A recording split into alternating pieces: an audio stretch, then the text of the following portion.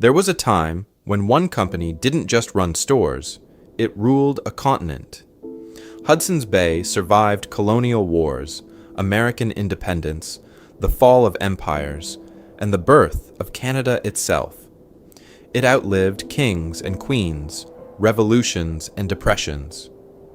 But when it met free shipping and two-day delivery, it finally flinched. For 355 years, this was not just a retailer, it was an empire. In 1670, King Charles II signed a royal charter that handed a group of English investors monopoly rights over a territory called Rupert's Land, an area of rivers and forests so vast it covered about a third of what is now Canada. Imagine a private company with the legal right to control trade, justice, and land across 3.9 million square kilometers. That was Hudson's Bay. Let me take you back to that world. Fur was the oil of the 17th century, and beaver pelts were the currency of power. Hudson's Bay built wooden forts on frozen rivers, dictated prices to trappers and indigenous nations, and shipped wealth across the Atlantic. For generations, its ledgers were the quiet backbone of the early Canadian economy, turning wilderness into balance sheets and animal skins into money and influence. There was a time when its crest and its name meant authority the way a flag or a crown does. Governors answered to it. Settlements formed around its posts.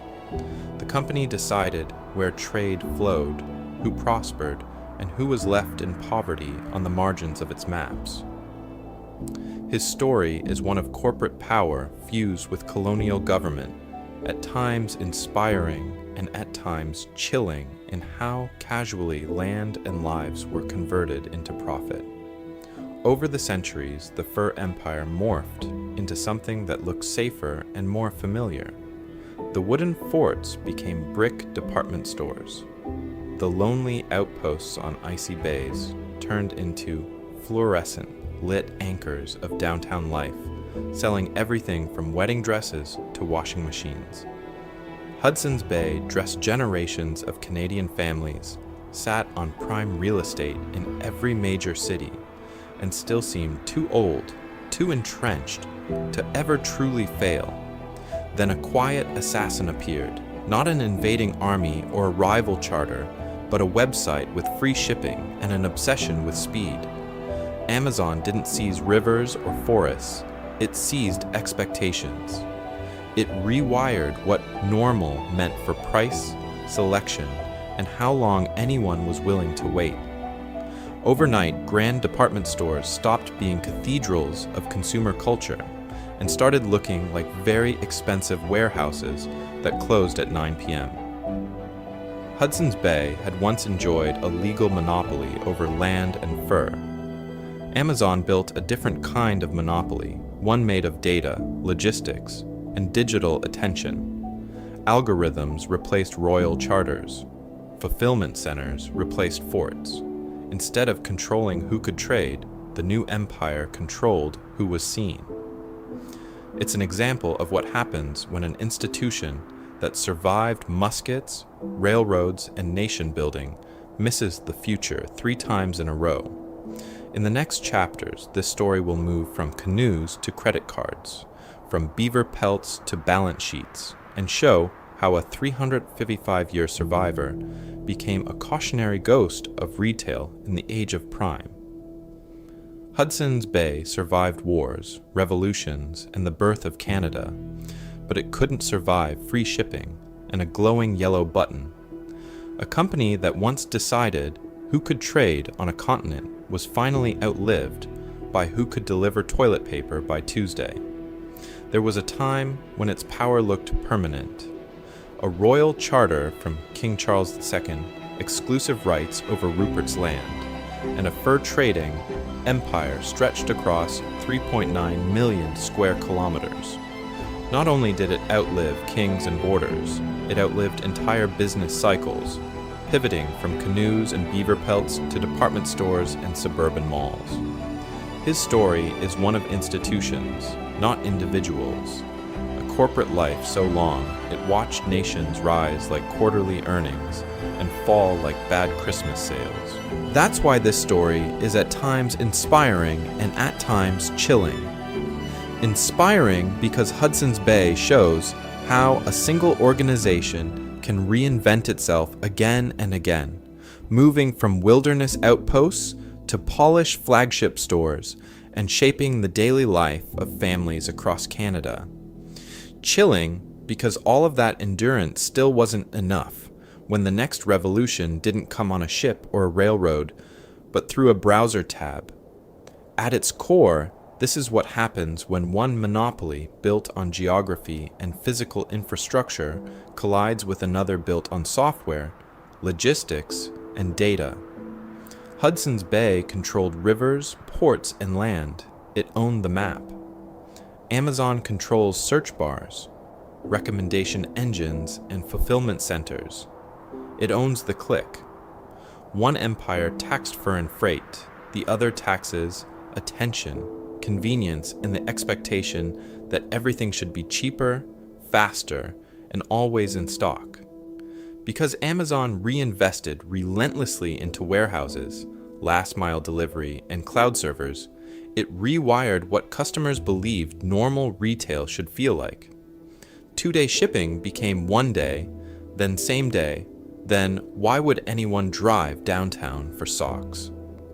Meanwhile, Hudson's Bay was trapped inside its own square footage, paying for historic buildings while watching foot traffic drain into the prime ecosystem. This matters far beyond one old retailer. Every legacy institution is facing its own Amazon moment. Banks with marble lobbies confronting fintech apps. Media empires built on printing presses colliding with algorithmic feeds. Universities with centuries of tradition staring down online platforms that treat courses like streaming content.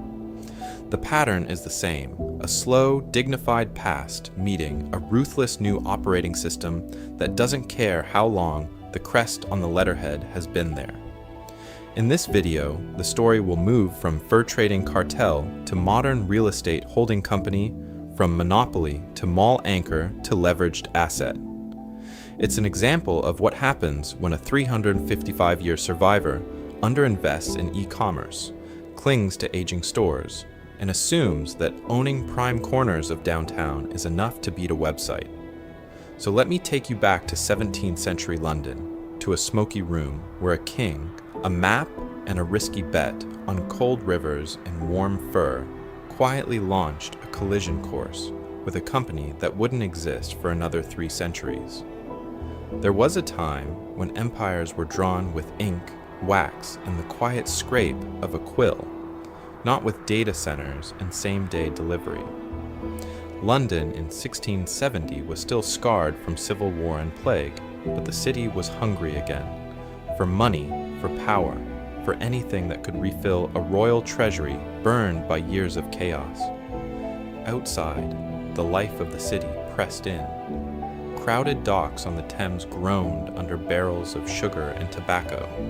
Sailors shouted in a dozen languages, and smoky taverns near the river filled with merchants bragging about fortunes made in Barbados, Bombay, or Boston.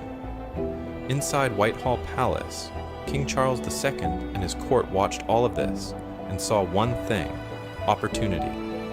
The crown needed new revenue streams, fast, and the sea lanes were already crowded. So attention turned north, toward a frozen edge of the map that looked useless to most people and priceless to a few. Let me take you back to the small circle of men who saw that gap. At the center was Prince Rupert, Charles's cousin, a veteran cavalry commander with a taste for risk and a talent for selling grand schemes. Around him clustered a group of English investors and French fur traders, men who had heard from indigenous guides that the rivers flowing into a vast inland sea called Hudson Bay were thick with beaver. Their pitch to the king was simple and ruthless: grant them exclusive rights to all trade in the lands draining into that bay, and they would turn frozen rivers into cash flow. Charles agreed. In May 1670, he signed a royal charter that did something astonishing, even by the loose standards of the age. On paper, this one company received control over what became known as Rupert's Land, around 3.9 million square kilometers, nearly a third of modern Canada. The charter let them build forts, raise armies, mint coins, and govern anyone within their reach. Not only was it a business license, it was a blueprint for a private empire. The product driving this empire was not gold or spices, it was fur. European fashion had fallen in love with beaver felt hats. They were warm, water-resistant, and a visible signal of wealth. That demand pulled in indigenous trapping networks that stretched thousands of kilometers, with families moving through forests and along rivers to supply pelts. Every season, ships left England to cross icy, storm-lashed seas, trying not to be crushed by pack ice before they could reach lonely wooden posts on the edge of the continent. His story is one of cold calculations on both sides of the ocean. Because European merchants controlled the guns, metal tools, and credit, they set the terms. And because indigenous communities controlled the furs, they paid the price in disrupted economies, disease, and dependence. It's an example of what happens when a balance sheet-driven corporation is handed the powers of a state and told to develop a region as efficiently as possible. This wasn't just business, it was empire by proxy. And as Hudson's Bay pushed deeper inland, the line between trading partner and occupying landlord would only get thinner. There was a time when Hudson's Bay didn't just sell goods, it ruled horizons. Not from marble capitals or grand parliaments, but from lonely wooden rectangles hammered into the edge of the known world. Let me take you back to the mouths of the great rivers that drain into Hudson Bay, James Bay, Churchill, York Factory. On those bleak shorelines, company men raised palisades of sharpened logs, threw up warehouses that reeked of smoked meat and drying pelts, and planted a flag that claimed everything the water touched. Inside, bales of beaver, fox, and marten were stacked like bricks of frozen money, guarded by a few dozen soldiers, clerks, and traders who lived months from their families and weeks from any help. These were not just trading posts. They were miniature capitals of a private empire. Because of its royal charter and its distance from London, HBC did not simply bargain, it governed. Company officers issued rules, rationed alcohol, set curfews, and decided who could trade and when. Disputes over debts, assaults, even murder were hauled before company councils, where a handful of fur clerks doubled as judge, jury, and if needed, executioner. When persuasion failed, there were muskets on the walls and cannons pointed at the river. Yet, for all that power, survival ran through indigenous hands. Cree, Ojibwe, Dean, Inuit, and many others knew the rivers, the ice, the animal migrations. They trapped, hunted, and hauled furs hundreds of kilometers by canoe and sled, then arrived in flotillas of bark boats, turning a silent fort into a sudden marketplace. The company men might sign the ledgers, but the real logistics network wore moccasins and spoke dozens of languages. Without indigenous guides to cut trails, mend snowshoes, and read the weather, those stone-faced warehouses would have become very expensive tombs. So HBC did what any ambitious power does. It wrapped dependence in control. Prices for guns, kettles, blankets, and beads were set in London and enforced at the forts. Trade terms were rigid. Credit bound hunters to next season's deliveries. Rivals who tried to offer better deals found the best territories already locked up by long-standing alliances, or discovered that the only safe river landings were inside company palisades. Distance, ice, and winter were not obstacles. They were strategic moats, turning every storm and every frozen bay into free security. For 2 centuries, geography was Hudson's Bay's secret weapon. The harder it was to reach Rupert's Land, the easier it was to control it. But when railways, steamships, and telegraphs finally began shrinking those distances, a quiet question started to haunt the ledgers. What happens when the moat that made an empire starts to look more like a trap? There was a time when you literally could not draw a map of Canada without drawing the Hudson's Bay Company first. Stretching from Labrador to the Rocky Mountains, Rupert's Land was not just a territory, it was a corporate wall. On one side sat the old British colonies along the St. Lawrence and the Atlantic. On the other, the Pacific coast. In between, a fur-trading empire with a royal charter and a veto on the future. Let me take you back to the mid-1800s. Railways were creeping west. American settlers were pouring into the plains south of the border. Inside British North America, politicians in places like Ontario and Nova Scotia were suddenly talking about a new idea: confederation, a single dominion stretching from sea to sea, with tariffs, railways, and land grants all working together. There was just one problem. The middle of that dream belonged, on paper, to a London-based fur company. Pressure started building from every direction. Independent Métis and First Nations traders challenged HBC's monopoly on the ground. New companies like the Northwest Company earlier and smaller regional outfits later showed that the fur trade could be run without a royal charter. Farmers in Canada West wanted land, not beaver pelts. And in London, the British government was increasingly uncomfortable with the optics of a private company ruling millions of square kilometers while the United States raced westward. By the late 1860s, the quiet question on the ledgers had turned into a blunt political ultimatum. If the new Dominion of Canada was going to be more than a thin strip along the St. Lawrence, Rupert's Land had to change hands. So in 1869-70, one of the largest real estate deals in history took place. HBC agreed to surrender its governing rights over Rupert's Land and the Northwestern Territory for $300,000 in cash, the right to keep its trading posts, and a massive grant of land around many of those posts and along the future railway lines. It was a trade of political power for money and real estate. No more corporate government, no more legal monopoly on the fur trade, but a prime urban land bank in a country that did not fully exist yet. It's an example of what happens when an old empire reads the writing on the wall and decides to cash out before the wall falls on it. Then something subtle and permanent happened. Those lonely HBC posts, once just log warehouses on river bends, began turning into towns. Fort Edmonton became Edmonton. Upper Fort Garry became Winnipeg. Trading trails became streets. Warehouses became department stores. The company that once ruled by distance now made money from location. His story is one of, at times, inspiring and at times chilling corporate nation building.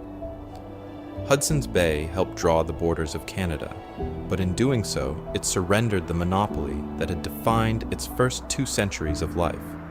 The empire stepped back from ruling a continent and leaned into owning pieces of a country instead, setting up a new phase of its life where land, retail, and rising consumer wealth would matter far more than furs or royal charters. But surrendering the map didn't fix the math. There was a time when a beaver pelt was as good as money, when European fashion turned North American rivers into conveyor belts of wealth. A single high-quality skin could move across an ocean, become a felt hat in London or Paris, and pull profit all the way back to Hudson's Bay's ledgers. Then fashion blinked. Silk hats rose, wool improved, new industrial fabrics arrived, and suddenly the gentleman in the top hat didn't need a beaver to feel important. Let me take you back to the mid-1800s. Overhunting had already hammered beaver populations. forcing trappers farther inland for thinner returns, while European buyers quietly marked down prices. Margins that once justified an empire of ice and isolation shrank year after year. The same rivers, the same posts, the same routines were still there, but the arithmetic had turned against them. It's an example of what happens when a company's entire identity is tied to a single material and the world decides that material is optional. At the same time, the wilderness itself was collapsing as an advantage. Railways sliced across the prairies. Telegraphs stitched Montreal to Winnipeg to the coast. Steamships chewed through ice-choked routes that used to take a season. Distance, the very thing Hudson's Bay had turned into power, started to disappear. Competitors, local merchants, even tiny family operations could ride a train into what had once been HBC's private universe and open a shop beside the old fort gate. Inside the company, the questions turned from geographic to existential. Was Hudson's Bay still a fur company when fur no longer paid the bills? Was it a land company now that it had traded much of Rupert's land for cash and Canadian bonds? Or was it something else entirely? Some hybrid merchant landlord trying to learn a new language halfway through its life. Directors in London debated charters and dividends, while factors on the ground quietly wondered why they were still counting beaver when customers wanted flour, tea, and manufactured cloth. So the posts began to change. The same counters that once weighed pelts started stacking general merchandise, selling canned food, tools, fabric, even luxury goods when the steamboats allowed it.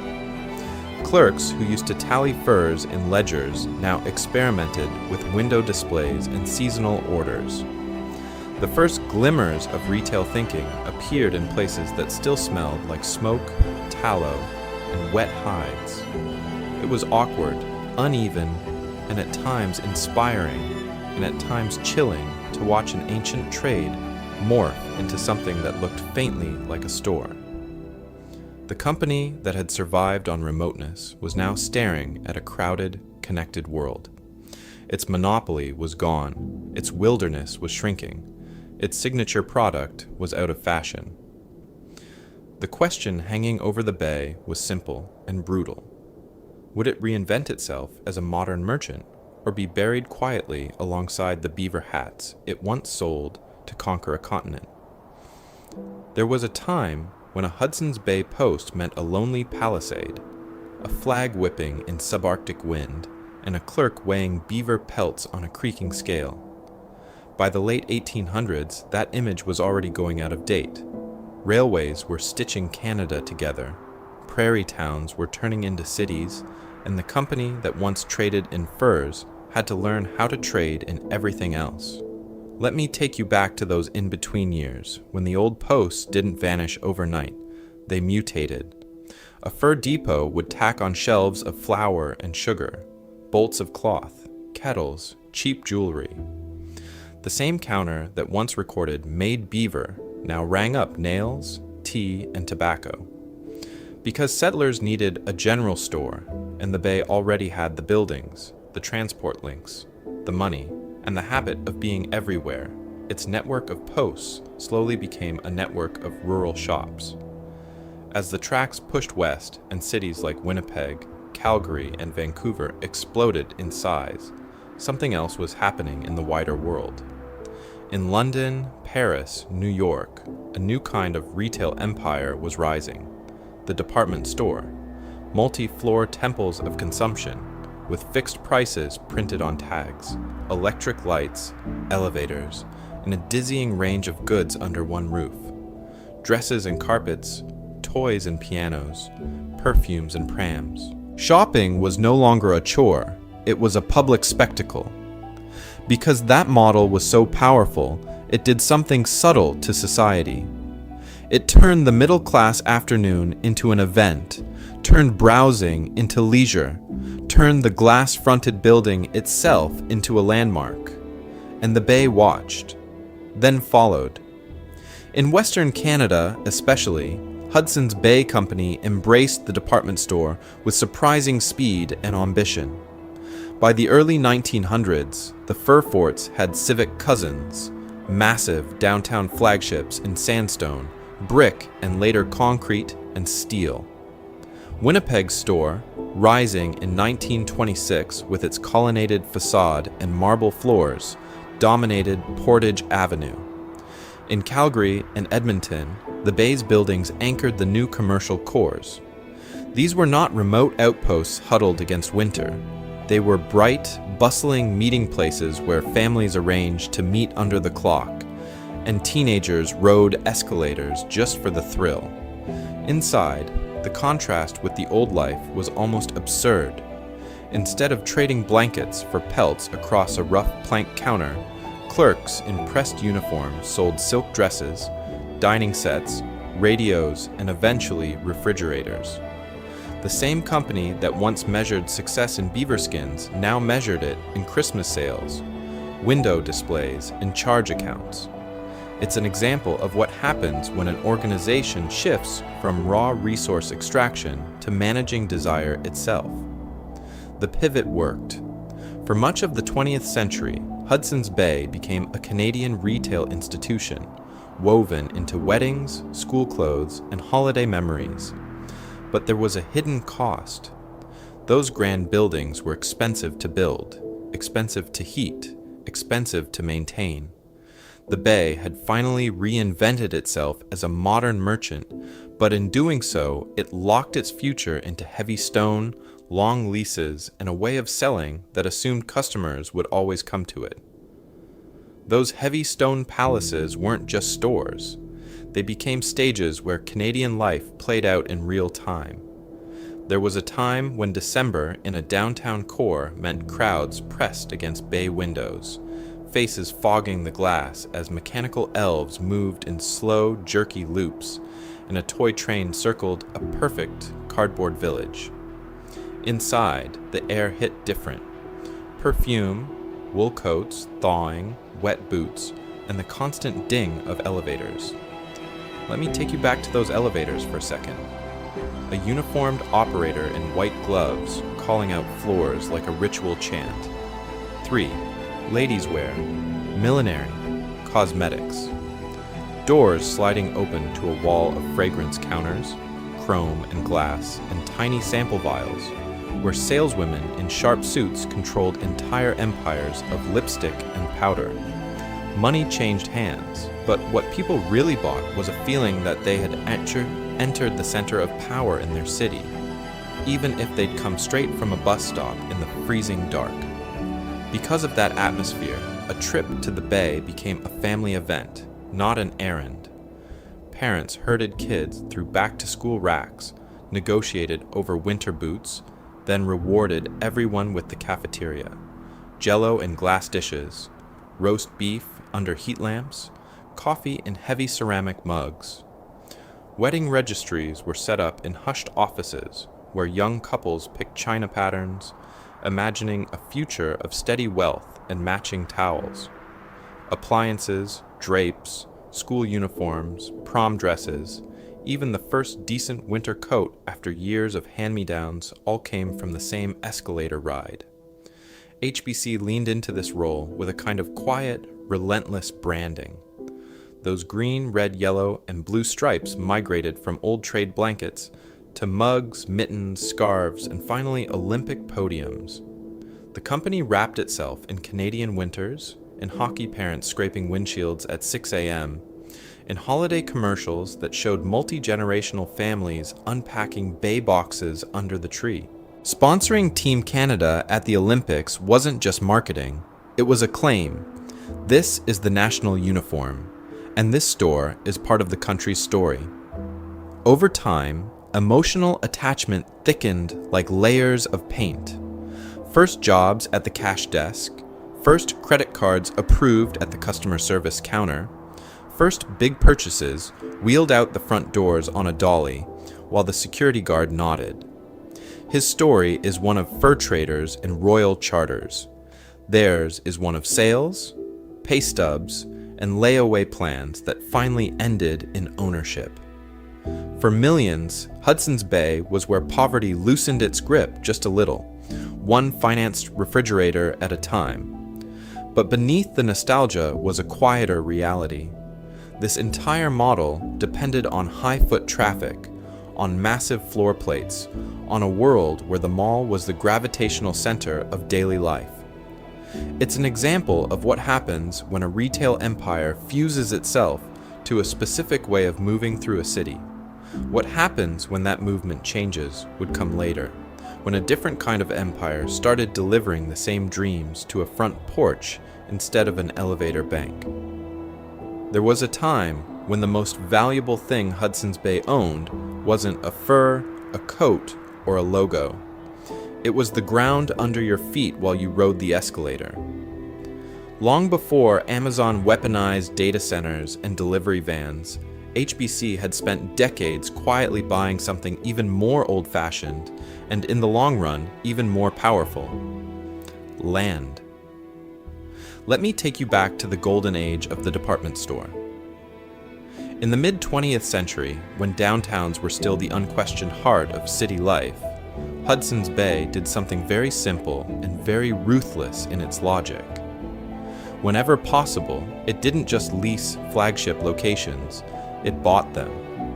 Corner lots at the main intersection, anchors in the strongest malls, parcels that looked expensive at the time, but would, over decades, become lottery tickets disguised as loading docks. Because of that discipline, by the early 2000s, HBC was sitting on a quiet empire of concrete and glass. The Bay's Toronto flagship, looming over Queen Street, occupied land that had been central since streetcars were new. In Vancouver, the massive white terrace store at Granville and Georgia commanded a corner in a downtown that had transformed from sleepy port to global real estate playground. Similar stories played out in Montreal, Calgary, Winnipeg, old line stores on land that had ridden wave after wave of urban growth. Here is where the story turns from retail to money.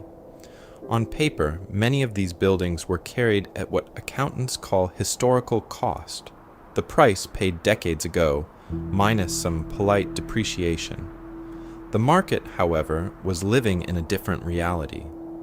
Office towers, luxury condos, and international capital had bid downtown land into the stratosphere. So HBC's balance sheet showed aging stores. The real world saw billion-dollar dirt. That gap created an illusion. The operating business might be wobbling, margins might be thinning, sales per square foot might be sliding, yet the company still looked solid. Because buried inside those financial statements was a hidden reservoir of wealth. It's an example of what happens when a corporation lives long enough for time itself to become its greatest investor.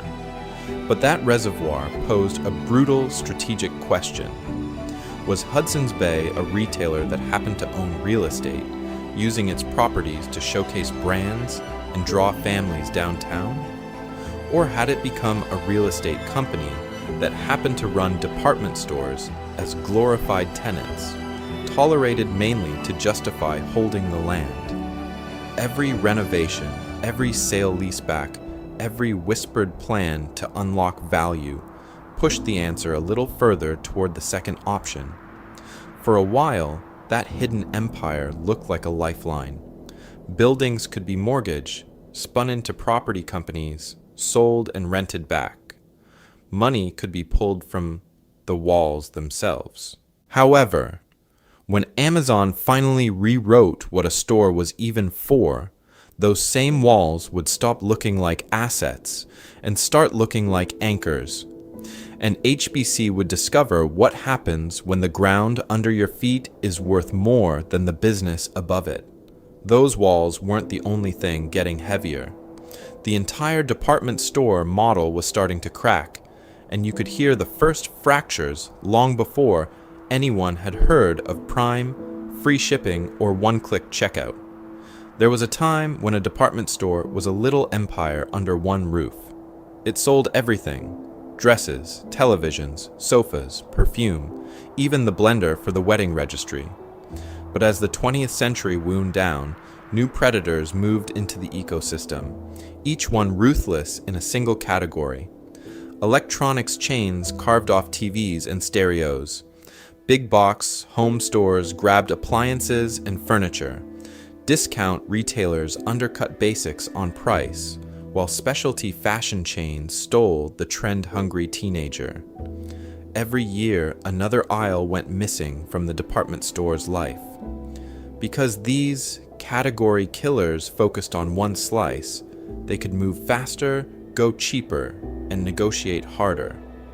A Hudson's Bay buyer trying to manage dozens of departments could never match a dedicated electronics chain that lived and died on flat-screen margins, or a fast fashion brand that turned designs in weeks instead of seasons. The old generalist power began to look less like strength and more like a slow, expensive habit. Underneath, the cost structure was brutal.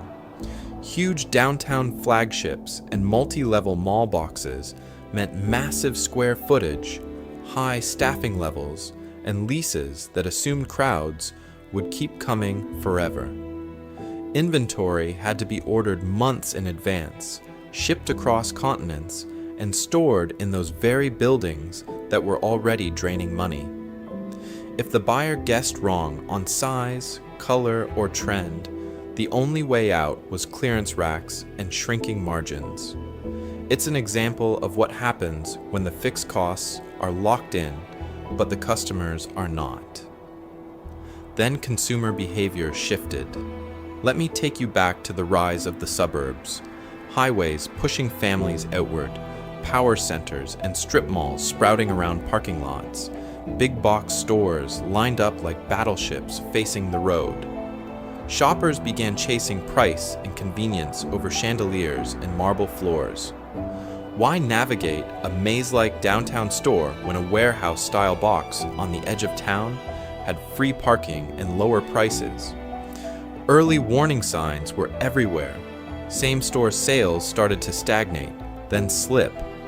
The average customer grew older each year, loyal but shrinking in number, while younger shoppers treated department stores as something their parents did on Saturdays, not a place to build their own story of wealth, style, or power.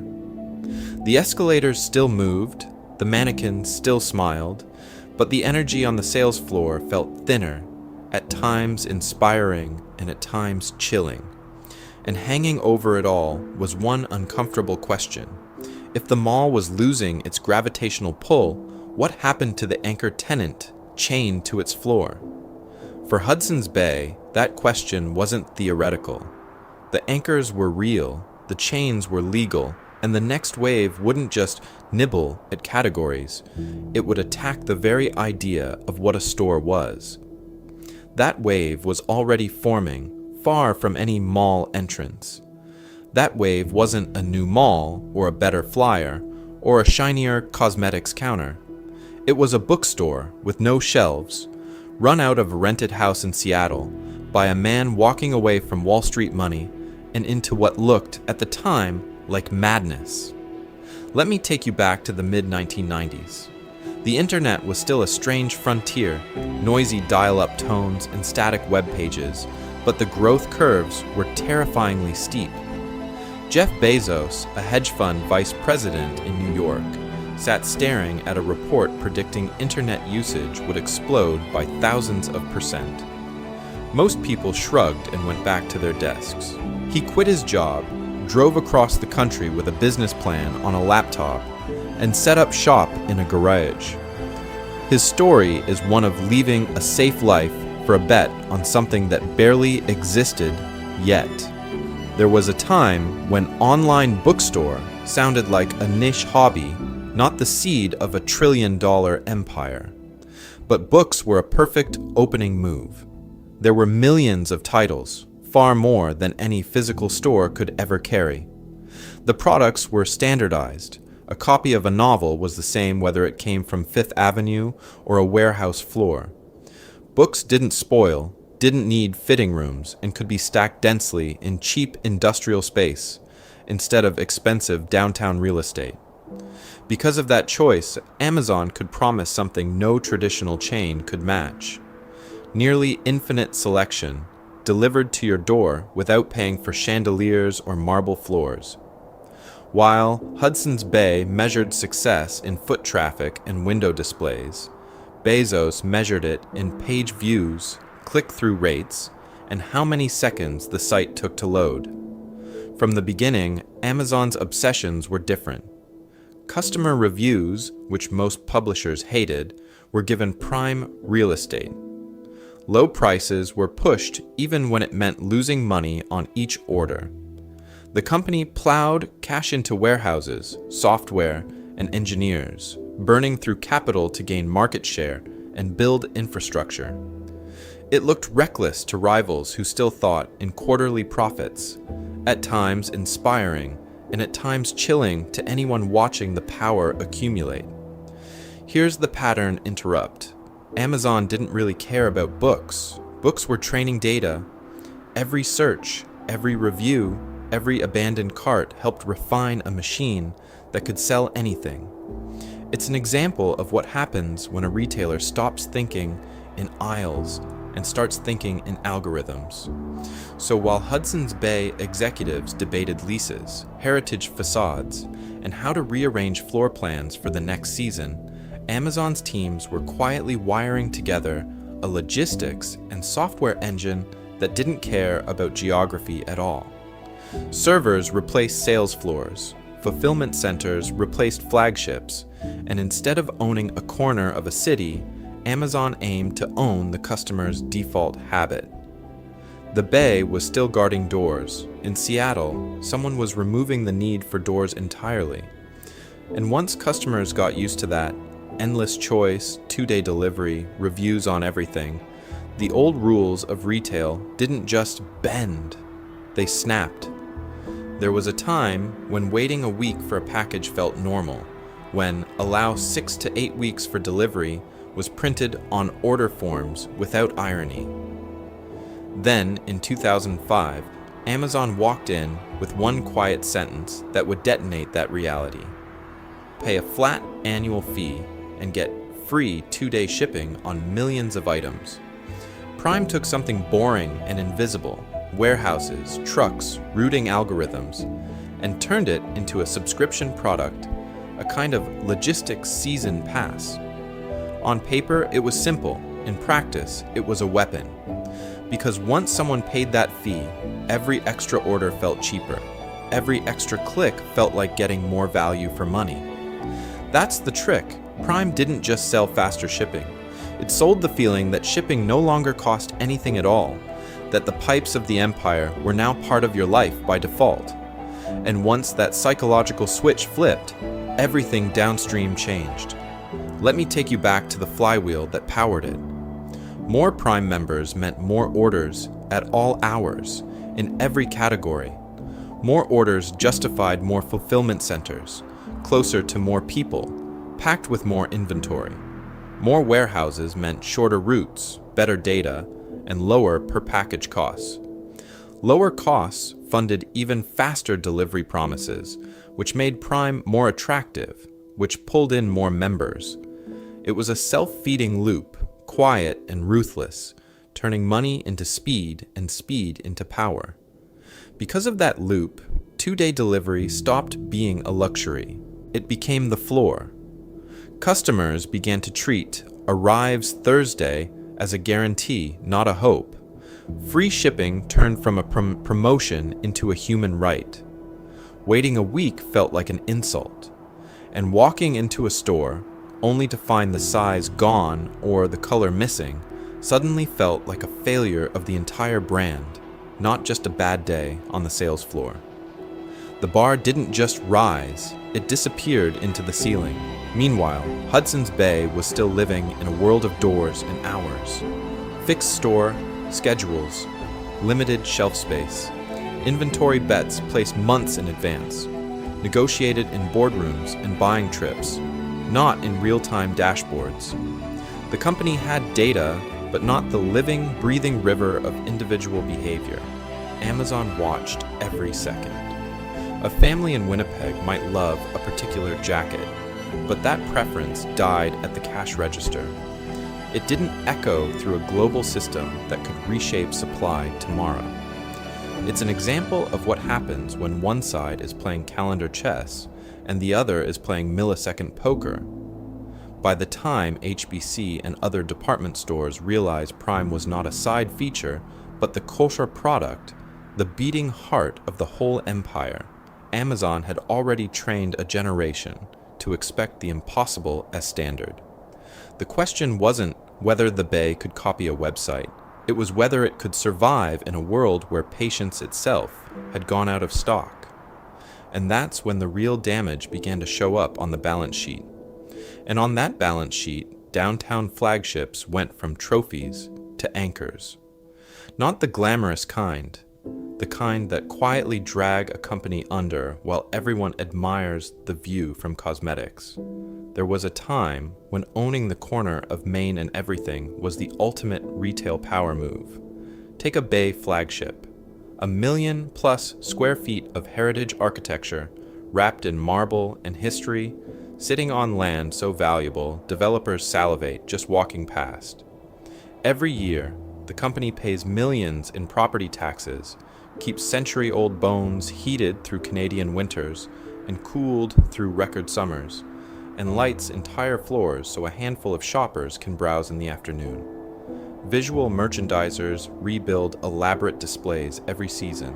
Armies of sales staff wait on slow weekdays, and every square foot has an invisible price tag called opportunity cost.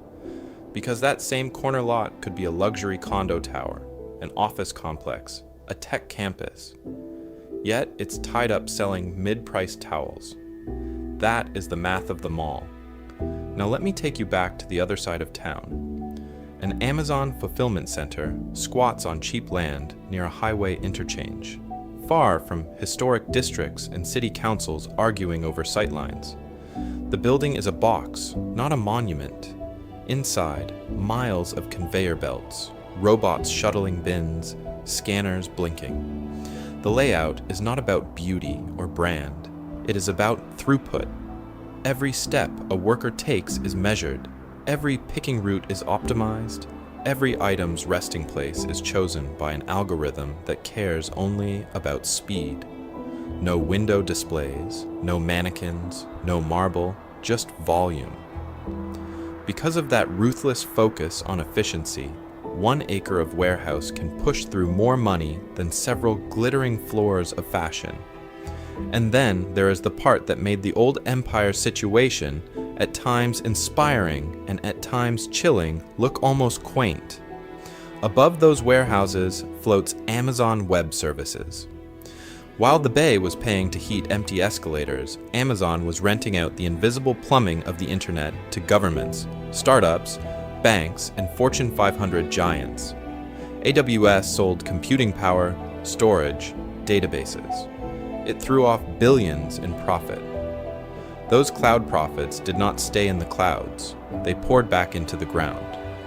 More fulfillment centers, more delivery vans, more robotics, more Prime perks, more price wars that traditional retailers could not afford to join. A department store had to make brutal bets. Limited racks, limited shelves, limited backrooms. Pick the wrong color, the wrong brand, the wrong size curve, and markdowns would quietly bleed away the season's profit. Amazon could list millions of SKUs, from obscure screws to French philosophy, and let data decide what lived and what died. So the structural dilemma hardened. How does a company built for display and footfall compete with one built for throughput and data, powered by a cloud that prints money? Hudson's Bay had survived monarchs, wars, and the birth of a nation. But the real test was coming next, when those beautiful buildings stopped being assets and started revealing a darker truth hidden in the land beneath them. Those beautiful buildings hid an ugly secret. The empire that once ruled a continent was now treating the future of retail like a side project in the basement. There was a time when Hudson's Bay treated a new frontier with obsession. Fur posts, canoe routes, trading networks that reached thousands of miles into the wilderness.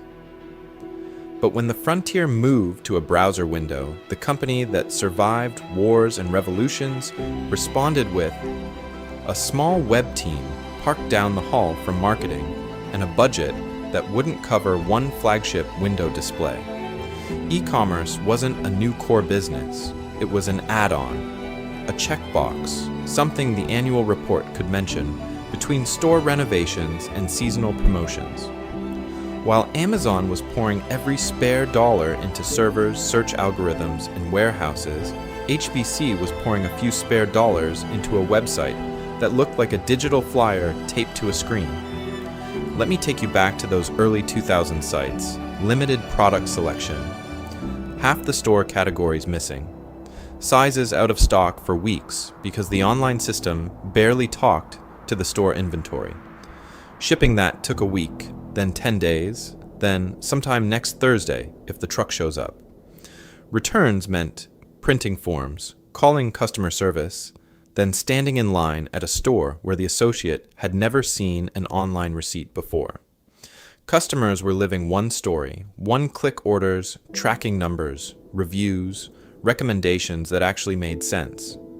HBC was offering another, broken filters, clunky search, and a checkout that felt like filling out a tax form. Because leadership treated online as an experiment, it behaved like one, underfunded, understaffed, and always a quarter behind what shoppers already expected. Inside the company, the resistance was quiet but ruthless. Bonuses and promotions were tied to in-store sales, square foot productivity, and the health of those grand downtown flagships. Every dollar that went to digital looked, on paper, like money stolen from the floor. Store managers saw the website as a threat.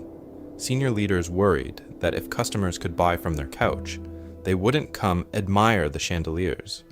So meetings dragged on. Debates about cannibalization, about protecting the brand, about whether Canadians would ever really trust online shopping for big purchases. Meanwhile, Amazon wasn't debating, it was reinvesting. Better search, faster fulfillment, smarter recommendations. Every improvement fed the next, creating a loop of data, convenience, and habit that tightened around the customer's life. Here's the pattern interrupt. While Hudson's Bay argued over whether e-commerce was a threat, a fad, or a side channel, an entire generation quietly made its decision. They learned to tap a screen instead of riding an escalator. They built loyalty to tracking numbers, not to marble floors. And by the time HBC finally tried to catch up, those customers weren't waiting in the lobby. They were already locked inside someone else's empire. There was a time when owning Hudson's Bay meant owning the mall. Now, as those customers drifted to tracking numbers and prime vans, the company made a decision that would define the rest of its life. If the middle of the market was melting, HBC would simply climb higher. Let me take you back to 2013. Amazon was already rewriting what convenience meant, but in New York, another symbol of money and power still glittered over Fifth Avenue: Saks. Not only one of the most famous luxury department stores on earth, but a brand wrapped in fantasy, personal shoppers, designer gowns, a Christmas light show that turned a building into a palace. HBC paid about $2.9 billion for it, including debt. Overnight, a fur trading relic from 1670 now controlled one of Manhattan's crown jewels. This was not a random shopping spree. The thesis sounded elegant. Move up market where margins are richer, where customers might be less sensitive to discount codes and more attached to brand. Use HBC's experience in running giant boxes, in negotiating leases, in squeezing value from real estate. Create a portfolio of banners stretching from Canadian suburbs to American luxury corridors. Hudson's Bay, Lord & Taylor, Saks Fifth Avenue, Saks off Fifth, and more, all under one empire. Because of that dream, HBC had already bought Lord & Taylor in 2006. an old-line New York name that once dressed the city's professional class. Then came German chains, outlet concepts, European ventures. Each acquisition promised synergies, shared buyers, shared warehouses, shared technology. On paper, it looked like a hedge against decline. If one banner struggled, another would carry the weight. In practice, the weight just grew heavier. Saks. Customers were not Hudson's Bay customers. One was chasing couture and exclusivity. The other was still hunting weekend deals on towels and winter coats. Lord & Taylor sat awkwardly in between, a brand that had lost its clear identity years earlier. Trying to modernize all three at once meant wrestling with overlapping merchants, conflicting price points, and a maze of legacy IT systems that barely spoke the same language. Behind the scenes, the problems multiplied. Different point-of-sale software, different inventory tools, different warehouse layouts. Every attempt to unify them meant consultants, delays, and more money. While Amazon was building a single, data-driven spine that knew where every package lived, HBC was stitching together decades-old code just to see what was in the back room. Timing made everything worse. These deals loaded HBC with billions in debt and layers of complexity, right as e-commerce's assault on department stores went from nuisance to extinction-level event.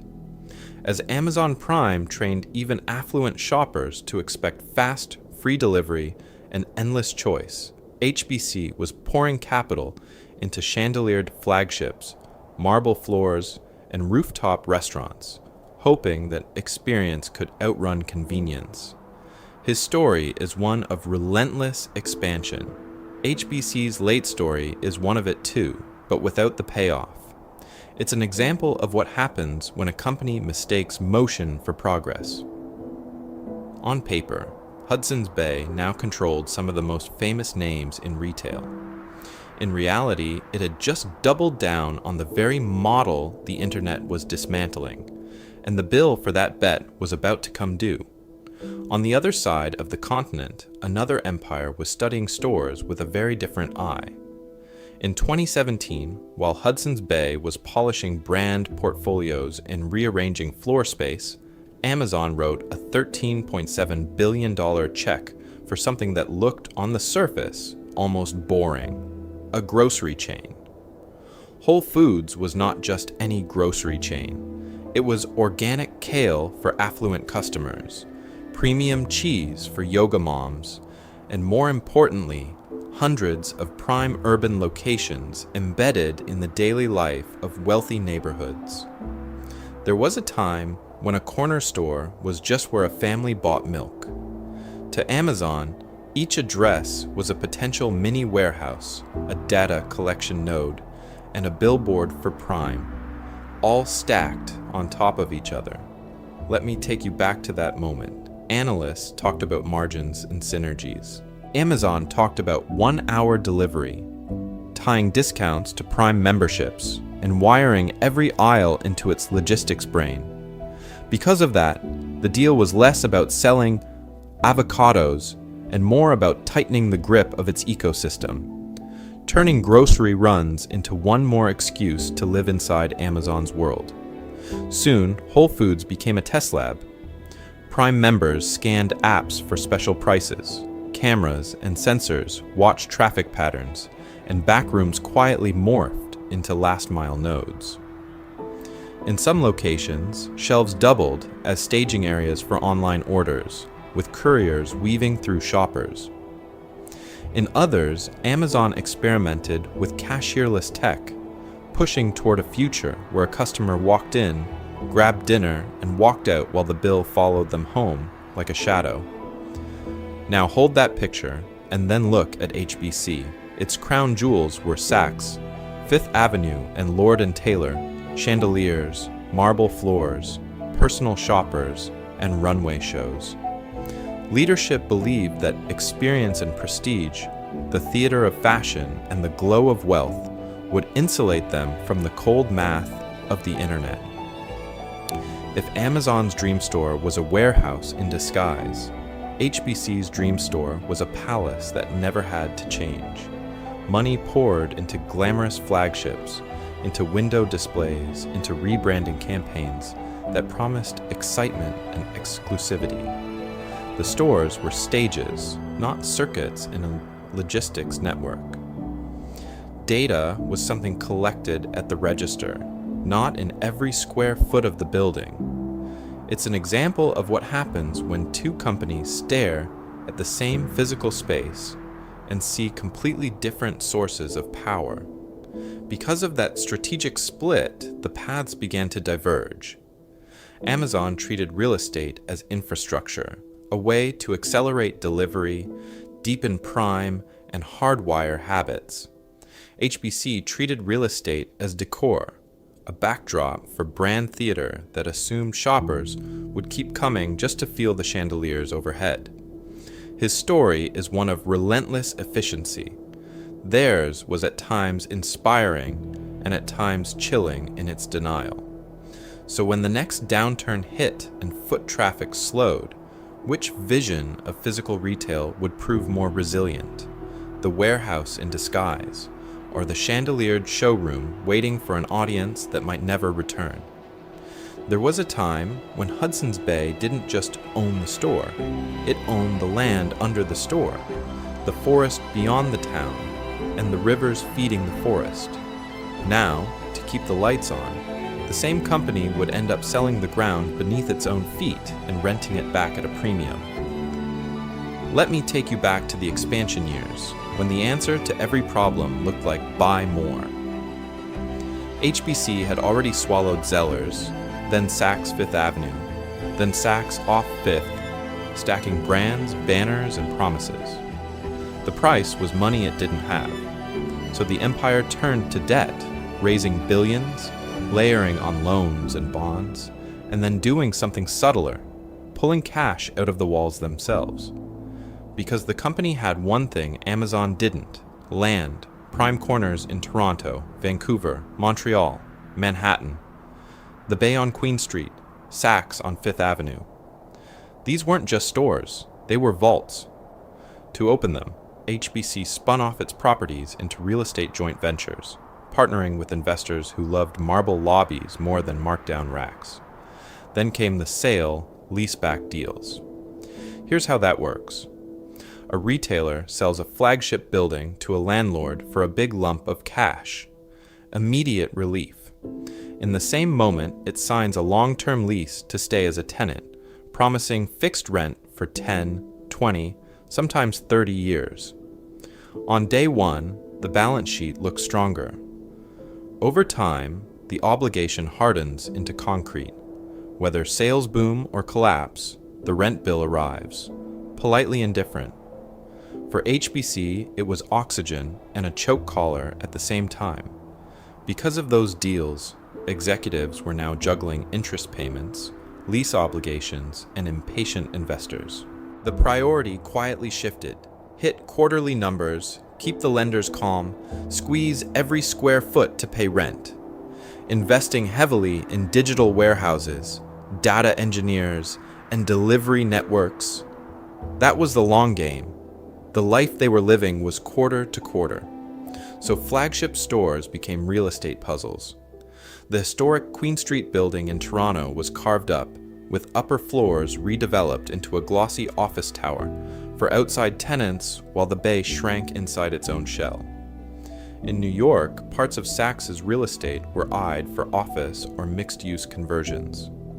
The goal was no longer just selling coats.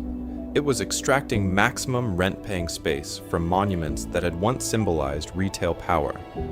It's an example of what happens when a company runs on yesterday's wealth to survive today's pressure. The landlord side looked smart on paper. The retail side was slowly suffocating. The company that once claimed a third of a continent was now, in a very literal sense, paying to occupy its own past. And when the bills kept rising while foot traffic kept falling, the question inside the boardroom stopped being, how do we beat Amazon, and became something much smaller. How do we make next quarter's payment? The answer to that would drag HBC even deeper into the one business Amazon never wanted, owning empty stores. Because when the business you really run is owning empty stores, the last place anyone wants to look is inside one of them. There was a time when walking into the Bay or Lord & Taylor felt like entering the modern city itself. Bright lights, endless counters, the quiet promise that anything a middle-class family could want was under one roof. But let me take you back to a visit in the 2010s. The lights are still bright, the escalators still hum, yet the first thing that hits you isn't excitement, it's silence. Whole stretches of floor feel half asleep. Aging beige fixtures lean under racks of random clearance. Mannequins wear outfits no one bothered to steam, and in the distance, an entire corner of the empire has been given up to nothing. Just underutilized space, a few lonely display tables, maybe a seasonal rack that never quite got finished. The merchandise feels inconsistent, as if 10 different buyers each threw their taste onto the floor and walked away. You don't browse a story, you wander a warehouse. Now compare that to the place the customer was actually living, the home screen. Amazon, Zara, fast fashion apps, all training the same reflex. Search, filter, sort by size, read reviews, tap through photos, see customers also bought. Compare prices in seconds, all without waiting for an elevator. Not only could a shopper see more options on a phone than on 3 floors of Hudson's Bay, they could also see what everyone else thought of them. Inside the store, there were no star ratings hovering over that dress, no instant comparison to 3 other brands, no personalized recommendations whispering, "This will actually fit your life." Just a tag, a mirror, and a hope the fitting room line wasn't too long. Operationally, the cracks were even harsher. Online said the jacket was in stock. The associate checked and shrugged. It was somewhere in the back, or maybe on a cart, or maybe misscanned weeks ago. Carts of unpacked goods sat in plain sight while shelves looked empty. Checkout lines moved slowly because the point-of-sale systems were old, promotions were confusing, and every coupon needed a manager override. Meanwhile, the mobile app, if a customer had even bothered to download it, rarely spoke the same language as the store. Buy online, pick up in store sounded modern on a slide deck. In real life, it meant waiting while someone hunted through a crowded stockroom. Older shoppers, raised on an era when this was what shopping looked like, tolerated it. Habit, loyalty, and a lifetime of holiday trips through those doors bought HBC time. But younger customers, they never broke the habit of opening their phones. They comparison shopped from the escalator, ordered from competitors while standing in HBC's fitting rooms, and finally stopped coming at all. And so the grand escalators kept gliding, the chandeliers kept glowing, these monuments to a past vision of power and wealth. Beautiful, impressive, at times inspiring, and at times chilling. Yet in a world that now lived, shopped, and complained on the home screen, they had become something else entirely. Relics, quietly moving people through a story that had already ended. There was a time when the most powerful person in a Hudson's Bay store was the merchant. One buyer with a sharp eye and a thick binder of sales reports could decide what an entire region would wear next season. That was the old empire, mahogany desks, vendor lunches, instinct honed over decades. Then came a company where the most powerful thing in the building wasn't a merchant at all. It was the dashboard. At Amazon, every pixel on the homepage, every shade of yellow on the Add to Cart button, every line in an email could be A/B tested, measured, and either promoted or killed within hours. Not only were they selling products, they were running thousands of experiments at once, feeding algorithms that learned faster than any human merchant could blink. Let me take you back to the way HBC had learned to make money. Buyers locked in orders 6, 9, even 12 months ahead. They flew to market weeks, circled showrooms, and placed big seasonal bets based on experience, trend forecasts, and the strength of long vendor relationships. If a merchant with 20 years on the floor said Canadians would want red parkas in February, millions of dollars moved on that sentence. But the weather doesn't read purchase orders. Neither do customers scrolling on their phones. When winter came in warm or a celebrity wore something different, HBC was stuck with mountains of misaligned stock, quietly sliding from full price to 30 off, then 50 off, then the desperate extra 40 off red tag clearance. Amazon, meanwhile, watched real-time demand curves and simply turned the dial. Prices changed by the minute, promotions shifted mid-week. Inventory was rerouted, paused, or pushed with a few keystrokes. Because of its data obsession and relentless dashboards, Amazon could see what customers were actually doing, not what someone thought they might do. A product page underperforming? Test a new headline? Cart abandonment rising? Change the shipping offer. It's an example of what happens when retail turns into a live feedback loop instead of a twice-a-year guessing game. Personalization took that gap and made it brutal. Amazon's homepage was different for each person. Recommendations stitched from every click, search, and half-finished shopping cart.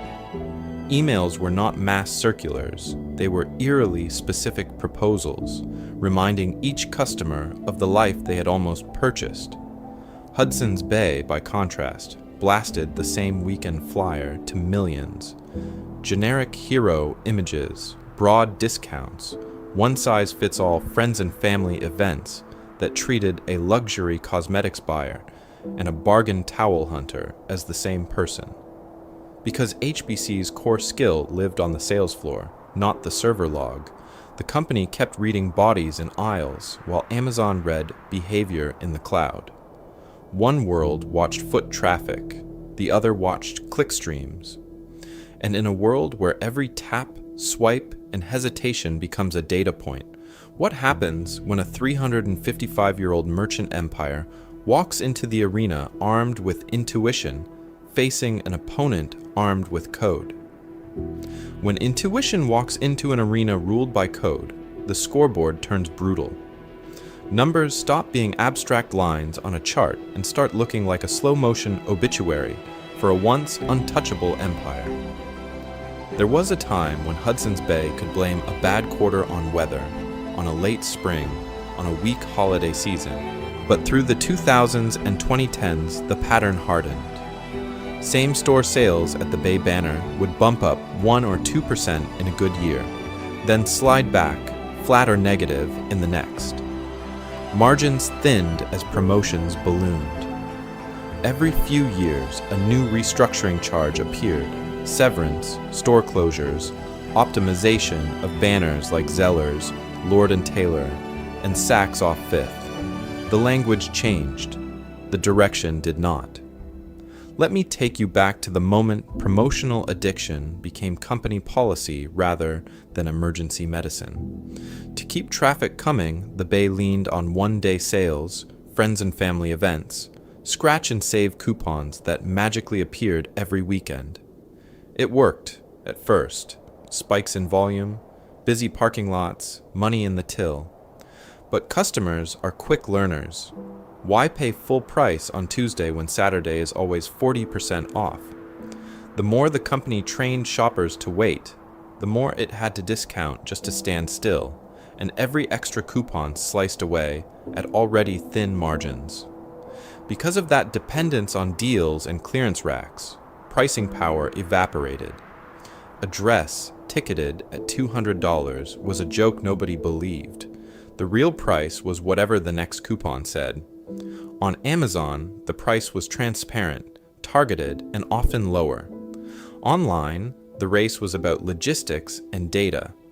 In HBC's life, it turned into a race to the bottom of the red tag bin. Yet on paper, Hudson's Bay still looked rich. The real estate under its flagship stores in Toronto, Vancouver, New York, and Europe was worth billions. Analysts would publish reports arguing that the property portfolio alone exceeded the company's market value. The retail operation, the thing that gave the buildings meaning, struggled just to break even, while the land underneath quietly appreciated. It's an example of what happens when the ground is worth more than the business standing on it. That gap drew a different kind of hunter. Activist investors arrived, not dreaming of revitalizing a great merchant, but of unlocking trapped wealth. They pushed for asset sales, spin-offs, sale-leaseback deals, even taking the company private. The narrative shifted from growth and customers to monetizing the portfolio, from store traffic to cap rates and net asset value. On conference calls, the story sounded sophisticated: joint ventures, real estate transactions, financial engineering. In the malls, it looked simpler: fewer staff, dimmer lights, more empty space between racks.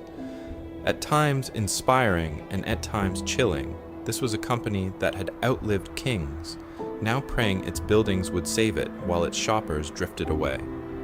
On paper, the bay still glowed with wealth and history. On the ground, its floors grew quieter, its relevance thinner, while Amazon silently absorbed the demand leaking out of every half-empty aisle. There was a time when a quiet weekday at the mall still meant life pulsing behind every glass storefront, when names like Sears and JCPenney felt as permanent as the parking lot asphalt outside. Today, those same corridors echo with the same hollow sound as a half-empty bay. Different logos, same ghostly energy. Sears is the clearest warning. Not only was it once the world's largest retailer, it was Amazon before Amazon, shipping everything from dresses to houses out of a catalog empire that reached into almost every North American town. Then came decades of underinvestment, mergers that loaded it with debt, and a leadership team more obsessed with financial engineering than with customers. As malls emptied and e-commerce rose, Sears was trapped in hundreds of aging boxes, bleeding money while its best real estate was quietly sold off beneath it. JCPenney followed a similar script: overbuilt stores, confusing experiments with pricing, a late, clumsy pivot to online. It carried heavy lease obligations into a world where families no longer planned Saturday trips to the mall for fun. By the time it tried to modernize, the customers it needed most had already learned to swipe, tap, and ship from their couch. Even the giants that survived were dragged to the edge. Macy's closed waves of regional banners, shut dozens of locations, and watched legendary city flagships become more tourist attraction than neighborhood anchor. Around them, whole constellations of regional department stores simply vanished, their brand names now remembered only as faded lettering on dead mall photos. Underneath all of these collapses, the same pattern repeats with ruthless simplicity. Too many stores in too many mediocre malls. Too little money invested in digital, logistics, and data. Too much debt piled on in buyouts and restructurings. Leadership teams who still believed the mall was the center of gravity, even as the real power shifted to whoever could deliver a box to your door in 2 days or less. Because Amazon and e-commerce did not just hurt one company, they quietly rewrote the physics of retail. Scale stopped meaning how many locations and started meaning how many warehouses, how much data, how fast. Prime turned free shipping from a perk into a baseline expectation. Every extra click, every slow return line, every out-of-stock shelf became a tax on the old model that customers no longer agreed to pay. Let me take you back to that quiet bay floor for a second and add one more pattern break. This looks like an Amazon story. It is not. It's an example of what happens when institutions mistake longevity for invincibility, when a 355-year-old company, or a century-old chain assumes history itself will cover the rent. In that sense, HBC is unique only in its age and in the sheer value of the buildings it sits on. The nature of its decline is painfully familiar, at times inspiring and at times chilling, a final chapter in a much larger retail story that was already being written long before the Bay realized it was in the book at all. There was a time when the Bay's biggest fear was a rival across the street, not a hedge fund on the shareholder registry. By the late 2010s, that had flipped. The threat was no longer just Amazon on a screen, it was also activists with spreadsheets, circling the same real estate the company had stood on for generations. So let me take you back to 2019, when Hudson's Bay made a move that said more about its priorities than any glossy strategy deck. A group of insiders led by Executive Chairman Richard Baker, already the architect of many of HBC's real estate plays, proposed to buy out the public shareholders and take this 355-year-old empire private. Not a hostile raid from the outside, but a family meeting from the inside, with the person at the head of the table passing the hat. On paper, it sounded simple. Pay cash, delist the shares, escape the market's glare. In reality, it turned into a slow, grinding fight over what the company was actually worth. Activist investors argued the offer wildly undervalued HBC's properties, from the Saks Fifth Avenue flagship in New York to downtown Bay locations that sat on land more valuable than the merchandise. Committees formed, special advisors were hired, valuations were revised, the price inched up. The debate was not about sweaters, it was about square footage. The official story was noble enough. Away from quarterly earnings pressure management claimed, HBC could finally do the ruthless surgery it needed. Close unprofitable stores without telegraphing panic every 3 months. Restructure banners, experiment with formats, and pour money into digital without watching the stock get punished for every dollar of short-term loss. His story is one of survival through reinvention, they implied. And this was just the latest reinvention, from public to private, from spectacle to silence. But beneath the press releases, the subtext was louder. Private ownership meant tighter control over real estate decisions, the freedom to sell a flagship, shrink a floor, or turn a historic building into luxury condos without activists shouting about destroying shareholder value. It meant treating the retail business as one more lever on a balance sheet, not the sacred heart of the company's life. It's an example of what happens when a retailer has more wealth in its walls than in its cash registers. Then came the timing.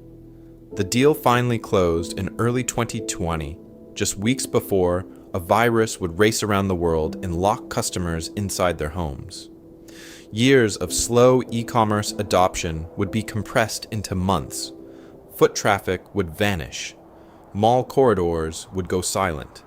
Hudson's Bay had escaped the stock market's judgment at the very moment the entire model of brick-and-mortar retail was about to be judged by history itself. The question now was brutal. Had going private bought the company time, or had it trapped a 17th century institution alone with a 21st century shock it could not possibly outrun? When the shock finally came, it did not arrive as a slow recession or a bad Christmas season.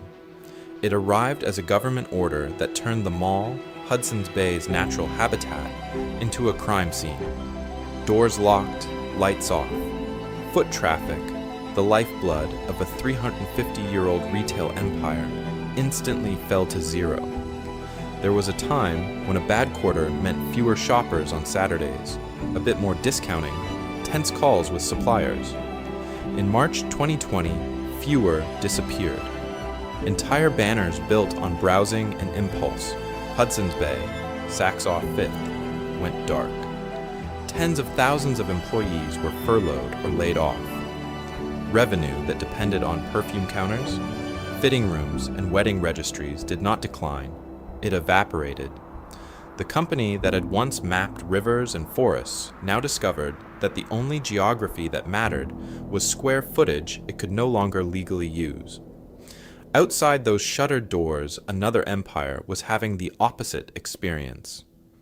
Amazon was not scrambling to invent e-commerce in a panic. It had spent 2 decades building warehouses, algorithms, and delivery routes for exactly this moment. Orders surged for essentials, for home offices, for boredom relief. Because the entire operation was already wired for scale. Prime memberships, one-click checkout, real-time inventory, the crisis looked less like a threat and more like fuel. While Hudson's Bay was sending out press releases about temporary closures, Amazon was quietly hiring hundreds of thousands of workers and adding billions in market value. Inside HBC, the response was frantic but late. Curbside pickup, once a side project, became a survival plan. Websites that had been underfunded extensions of the flyer suddenly had to handle the whole business. Teams raced to connect store inventory to online orders, to photograph products that had only ever lived on racks, to turn parking lots into makeshift logistics hubs. At the same time, executives were on the phone with landlords, arguing over rent for malls that had become empty shells. It was a crash course in being an online retailer, taught in the middle of a fire. But the most dangerous damage was happening in customers' heads. People who had resisted online shopping out of habit, anxiety, or loyalty to the old routine were forced to try it. Groceries, towels, cosmetics, even luxury goods arrived at their doors in brown boxes and padded envelopes. Many discovered that the experience was not just acceptable. It was easier than hunting for parking, riding escalators, and waiting in line under fluorescent lights. Let me take you back to that moment. Once a grandmother has ordered her first package of detergent on her phone and it shows up in 2 days. How many bus rides to the Bay does she really want to make? The irony was at times inspiring and at times chilling. A company that had once bridged oceans with wooden ships was now struggling to bridge a last-mile delivery gap. Because the pandemic did not create Hudson's Bay's weaknesses, it exposed them, magnified them, and compressed a decade of retail evolution into a single brutal year. It left Amazon stronger, HBC with fewer excuses, and almost no time left before the next. Even harsher judgment arrived. So when the excuses ran out, Hudson's Bay reached for the one lever it still controlled: land. Not just any land, but crown jewel corners of downtown Toronto, Montreal, Vancouver, Winnipeg, places where the real estate was quietly worth more than the business happening inside. There was a time when those massive bay buildings existed for one purpose: sell as much as possible on as many floors as possible. Now the logic flipped. In downtown Toronto, the flagship next to what is now Scotiabank Arena was carved up, floors handed over to office tenants and a giant tech hub, while the department store shrank downward, compressed like an afterthought beneath glassy new workspaces.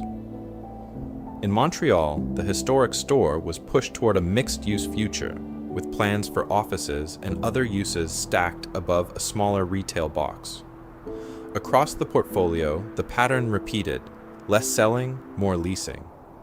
To pull this off, HBC stopped acting like a retailer that happened to own buildings and started acting like a real estate fund that happened to run stores. It created joint ventures with heavyweight partners, spinning properties into vehicles like HBC Global Properties, and teaming up with investors who loved square footage more than sweaters. Because of these deals, the company could raise money, pay down debt, and still keep a footprint in key downtown intersections without technically selling the land that had defined its empire. On paper, it was clever. In life, it was revealing. The same walls that once echoed with holiday crowds and middle-class dreams were being rewired for tech firms, law offices, and co-working spaces. Elevators that used to open onto China and bedding now opened onto hot desks and VC-backed startups. Retail, the activity that had justified the building's existence for a century, was being demoted to ground floor amenity, a lobby attraction for people whose real business happened upstairs. Every redevelopment came with a quiet trade-off. A floor converted to offices meant a floor no longer available for shoes, furniture, cosmetics. A mezzanine turned into residential amenity space meant fewer racks, fewer brands, fewer reasons for a family to spend Saturday wandering the aisles. Because of that, each real estate win was also a strategic retreat, a public admission that traditional department store retail could not earn its keep at the rents the market would happily pay for anything else. Let me take you back to the origins for a second, because the symbolism is hard to ignore. Hudson's Bay had once used land grants to expand a fur trading monopoly across 1/3 of Canada, projecting power through outposts and forts. Now it was using the last of its prime land to escape the weight of its own stores. It's an example of what happens when a company's greatest asset stops being its customers and becomes its collateral instead. But even as Hudson's Bay was quietly mortgaging its past, something else was happening on the sales floor. The customers were still coming through the doors. They were touching the fabrics, trying on the coats, asking the sales associate about fit and sizing. Then they were taking out their phones. There was a time when that didn't matter. A shopper might wander through a department store, feel a twinge of guilt at the price, and then shrug and pay it anyway, because there was no obvious alternative. Now, the alternative is in every pocket. Scan the barcode, check Amazon, and in 3 seconds, the store stops being a place to buy and becomes a free showroom for a rival empire that doesn't pay for chandeliers, escalators, or downtown leases. That's the Amazon tax. Not a fee Amazon charges, but a cost everyone else pays. HBC still had to staff the floor, heat the building, maintain the heritage facade, and carry inventory in every size. Amazon got the sale without ever cleaning up a fitting room. Multiply that by millions of quiet decisions, and the math starts to look less like retail and more like charity work for Jeff Bezos. At the same time, the old department store magic tricks stopped working. For decades, chains like Hudson's Bay relied on markups, markdowns, and one-day-only events that repeated every week. The game depended on customers not really knowing what anything should cost. But price transparency and online reviews tore the curtain down. When every kettle, coat, and cosmetic has a live market price and a star rating, it becomes very hard to sell a mediocre product at a premium just because it's on a polished display table. Amazon also rewired what convenience meant. 2-day delivery used to sound insane. Now, waiting a week feels like punishment. Free returns used to be a perk. Now, paying to bring something back feels offensive. Any friction in parking, in finding a cashier, in standing in line with an armful of hangers suddenly feels intolerable when compared to a tap, a swipe, and a package on the doorstep. Let me take you back to the original Hudson's Bay posts, where customers might wait months for the next shipment. That patience is gone. The clock runs faster now. To keep up, HBC and its peers had to play Amazon's game without Amazon's margins. They matched discounts, piled on promotions, and then, under pressure, tried to offer free shipping or easy returns of their own. Every free perk carved into already thin profits. Every online order that cannibalized an in-store sale shifted revenue from a high-cost box to a slightly less bad website, while the rent on that big box stayed exactly the same. On paper, Hudson's Bay was doing many things right by traditional standards: recognizable brands, seasonal catalogs, loyalty programs, glossy flagship stores anchoring prime real estate. His story is one of adaptation at times inspiring, and at times chilling, but there was a deeper problem. The rules had been quietly rewritten by a company that didn't believe in aisles, didn't care about window displays, and saw every square foot of physical space as a liability rather than an asset. And when HBC finally tried to answer that challenge, it discovered something even more uncomfortable about its own empire. What HBC discovered was that it had been training champions for the wrong battlefield. For generations, its heroes weren't coders or logisticians. They were merchants, buyers who could walk a sales floor, feel the fabric, read last season's numbers, and decide which brand got the prime table in women's shoes. There was a time when that skill was retail royalty, when the life of a department store revolved around who you knew in Paris, Milan, or New York, and how quickly you could turn a handshake into an exclusive line. Hudson's Bay's culture grew out of that world. Merchandising-driven, intensely relationship-oriented, it prized the quiet power of curation, the right brand mix, the perfect window display, the seasonal reset where entire floors were torn down and rebuilt like theater sets, 4 times a year, on a fixed calendar that might as well have been carved in stone. Disruption meant moving a fragrance counter 10 feet to the left. Risk meant dropping a legacy label to make room for a younger one. Let me take you back to the internal meetings, merchants debating which European designer to court, real estate people arguing over which floor should get renovated next. The questions were about presentation, adjacency, traffic flow inside a box everyone assumed would always be there. Even when e-commerce arrived, the instinct was to treat the website as another door in the chain, another curated space, not a living laboratory. When store traffic began to slip, the reflex was caution. Don't push online too hard. Don't launch outlet pricing too aggressively. Don't give loyal brands a reason to panic. Amazon was raised in a different religion. Its culture is builder culture. Engineers, product managers, and operators obsessed with systems rather than seasons. The heroes are the people who can strip a process down to first principles, automate it, and then scales it to 100 million customers without blinking.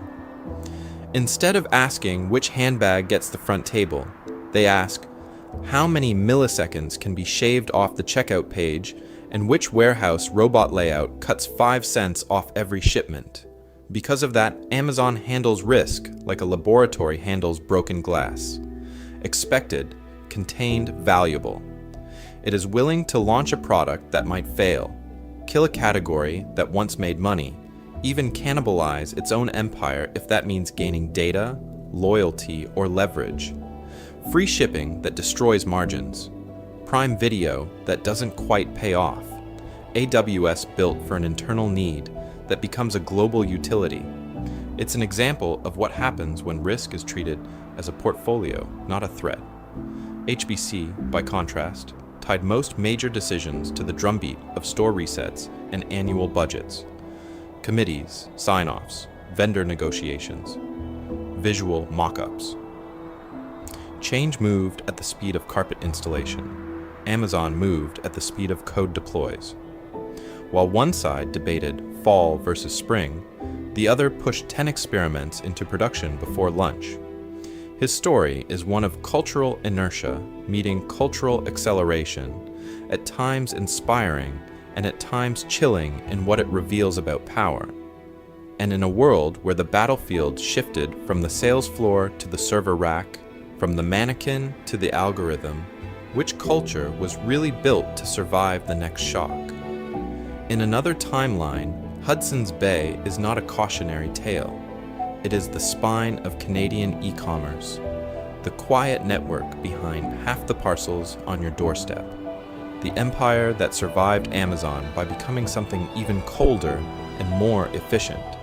There was a time when that future was still on the table. Let me take you back to the late 1990s and early 2000s. While Amazon was still losing money on books and CDs, Canada's tech scene began spitting out tiny online retailers, scrappy logistics startups, early marketplace experiments. HBC had the money, the brand, the customer trust. It could have taken minority stakes in those founders, rolled them into a single national marketplace, used the Bay banner as a magnet, and turned its sleepy catalog business into a digital bazaar. Instead of buying more department stores, it doubled down on square footage while the real battle moved to screen inches and milliseconds. Because of its real estate wealth and long life, the company saw land as the answer to every question. Those downtown flagships, the suburban boxes, the basements and back rooms under streets that pulsed with commuters, they were perfect last-mile nodes before anyone even used that phrase. Imagine the Bay in Toronto or Vancouver, not as a temple of mannequins, but as a mini fulfillment center, shipping same day across the city while Amazon was still negotiating warehouse leases. Shorter routes, lower costs, a faster promise to the customer. The blueprint was there, hidden in plain sight under decades of perfume counters and escalators. But inside the boardroom, the expertise was different. Lawyers who knew crown charters, executives who knew merchandising calendars by heart, real estate players who could price a corner lot from memory, very few who could read a server log, very few who saw data as power. Partnerships with rising tech firms could have changed that. Shared loyalty programs with real personalization, predictive analytics instead of seasonal guesswork, mobile apps that treated the Bay card like a passport into a broader ecosystem. Instead, loyalty meant plastic in your wallet and points that expired, while the systems underneath wheezed along on legacy code. Here's the pattern interrupt. The biggest missed opportunity was not a single deal HBC failed to sign. It was the category of deals it never even thought to look for. When a company survives wars, depressions, and the birth of a country, success becomes its own religion. His story is one of fur traders turning into landlords, landlords turning into retailers, retailers trying to turn back into landlords again. At times inspiring and at times chilling, it's an example of what happens when past victories make certain futures literally unimaginable. Sometimes the most dangerous move in business is not what you do. It is what you cannot even imagine doing, because the old empire in your head still feels immortal. There was a time when loyalty meant a plastic rectangle in your wallet and a promise that someday the points would be worth it. For Hudson's Bay, that card was the last comforting relic of an empire that once controlled a third of Canada and now controlled mostly a mailing list. For decades, HBC's answer to changing consumer life was remarkably consistent. Keep shoppers inside the family. Bay days, member-only sales, 20% off weekends that just happened to require a Bay card. Store credit lines that turned holiday shopping into a long, quiet payment plan. Points programs that dangled toasters, luggage, and gift cards at the end of a very long hallway of receipts. It was transactional loyalty in its purest form. Spend money, earn points, repeat. On paper, it worked. Millions of active cardholders, cross-promotions between Hudson's Bay, Zellers, home outfitters. The idea was simple. Once a shopper was in the system, they would circulate inside the banner orbit, drifting from one logo to another like moons around a fading planet. But notice what the relationship depended on. A trip to the mall, a paper statement, a promotional email that might or might not escape the spam folder. Meanwhile, let me take you back to a very different idea of loyalty taking shape in Seattle. Amazon looked at the same human need for habit and security and built Prime. Not just a discount, not just a card. 2-day shipping, then 1 day, then same day.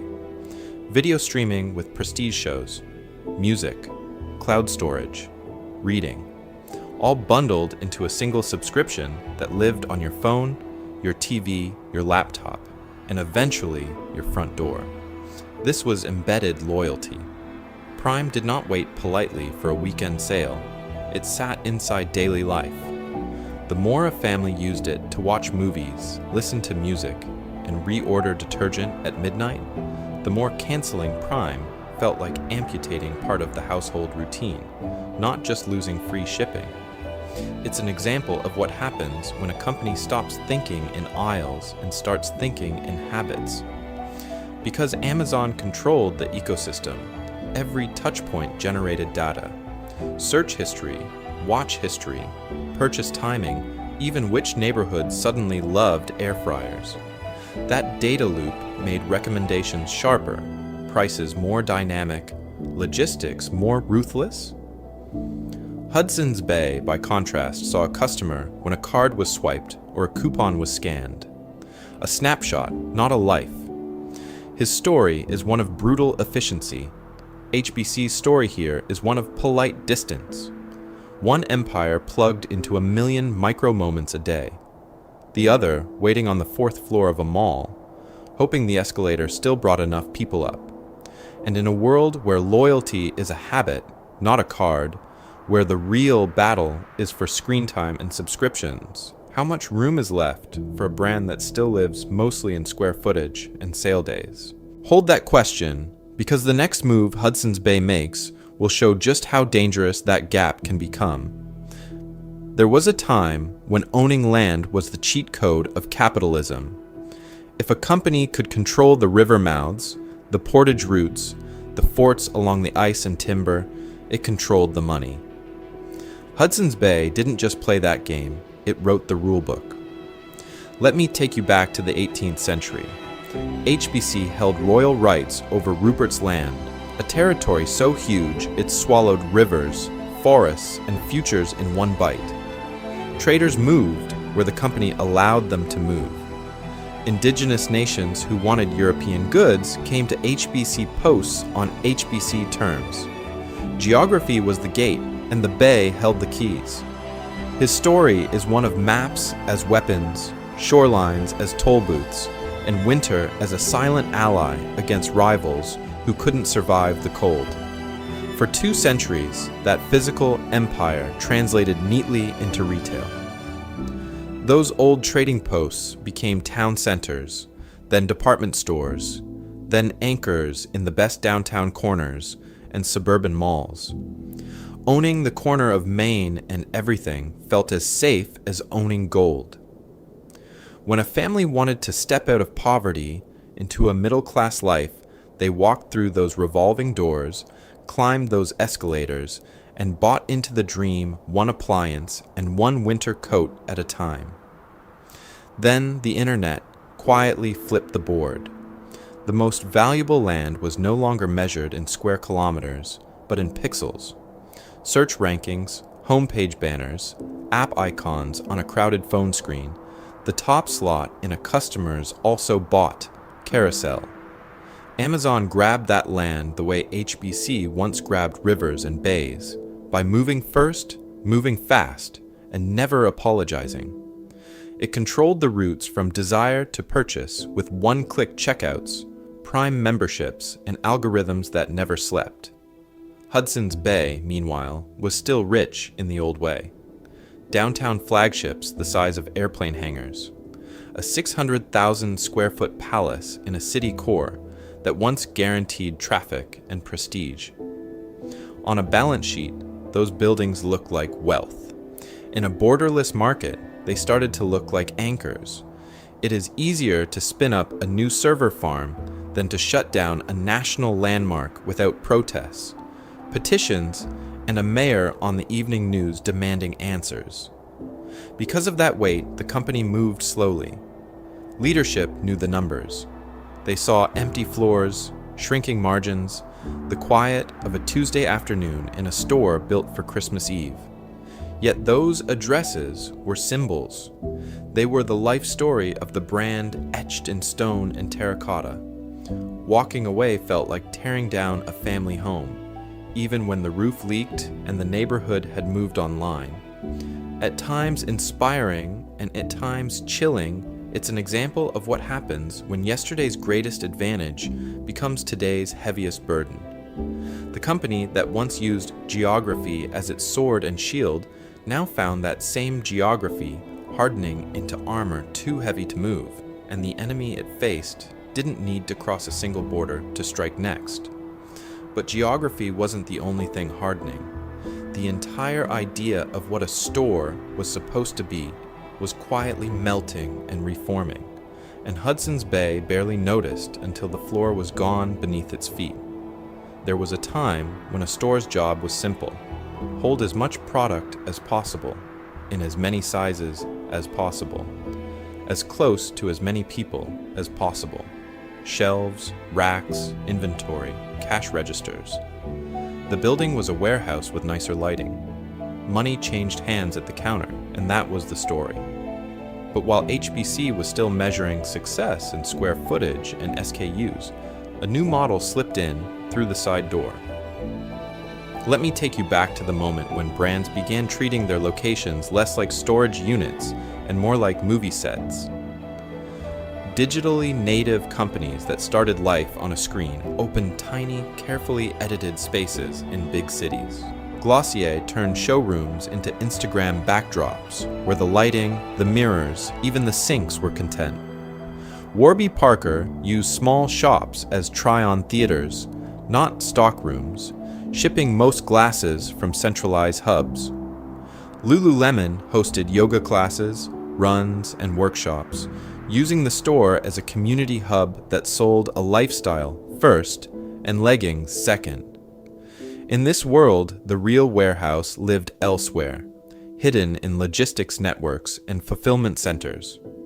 The store itself became media, a live advertisement, a studio for social posts, a stage where the brand's life and values were performed in real time. Events, drops, collaborations, classes, influencer meetups. Not only did the store sell product, it produced attention, loyalty, and endless footage for the feed. Meanwhile, Hudson's Bay walked a different path. Floor after floor, wall to wall, it doubled down on density. Endless racks of mid-tier brands, long glass counters, cosmetic halls that felt more like airport than experiences. The company prioritized breadth of assortment over depth of experience, more labels instead of more story. It was an empire of hangers and barcodes, at a moment when shoppers wanted narrative, guidance, and a reason to visit that wasn't just, there might be a sale. Amazon, ironically, moved in the opposite direction. It mastered the invisible warehouse first, then experimented with physical touchpoints as an overlay.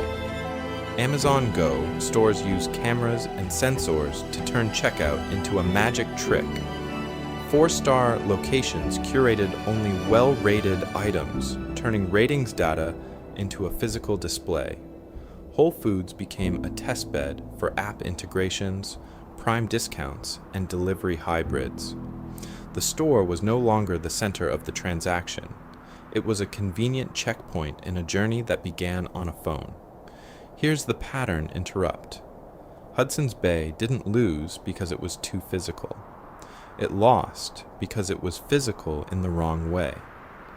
When the real transaction starts on a screen, the building can't just be a place to hold product. It has to justify its existence as theater, community, and content. HBC, a company whose story is one of survival through centuries, now faced a quieter, more ruthless enemy: boredom. Boredom sounds harmless. Inside Hudson's Bay, it was lethal, because while customers were drifting away, the people running the empire were fighting about what the empire even was.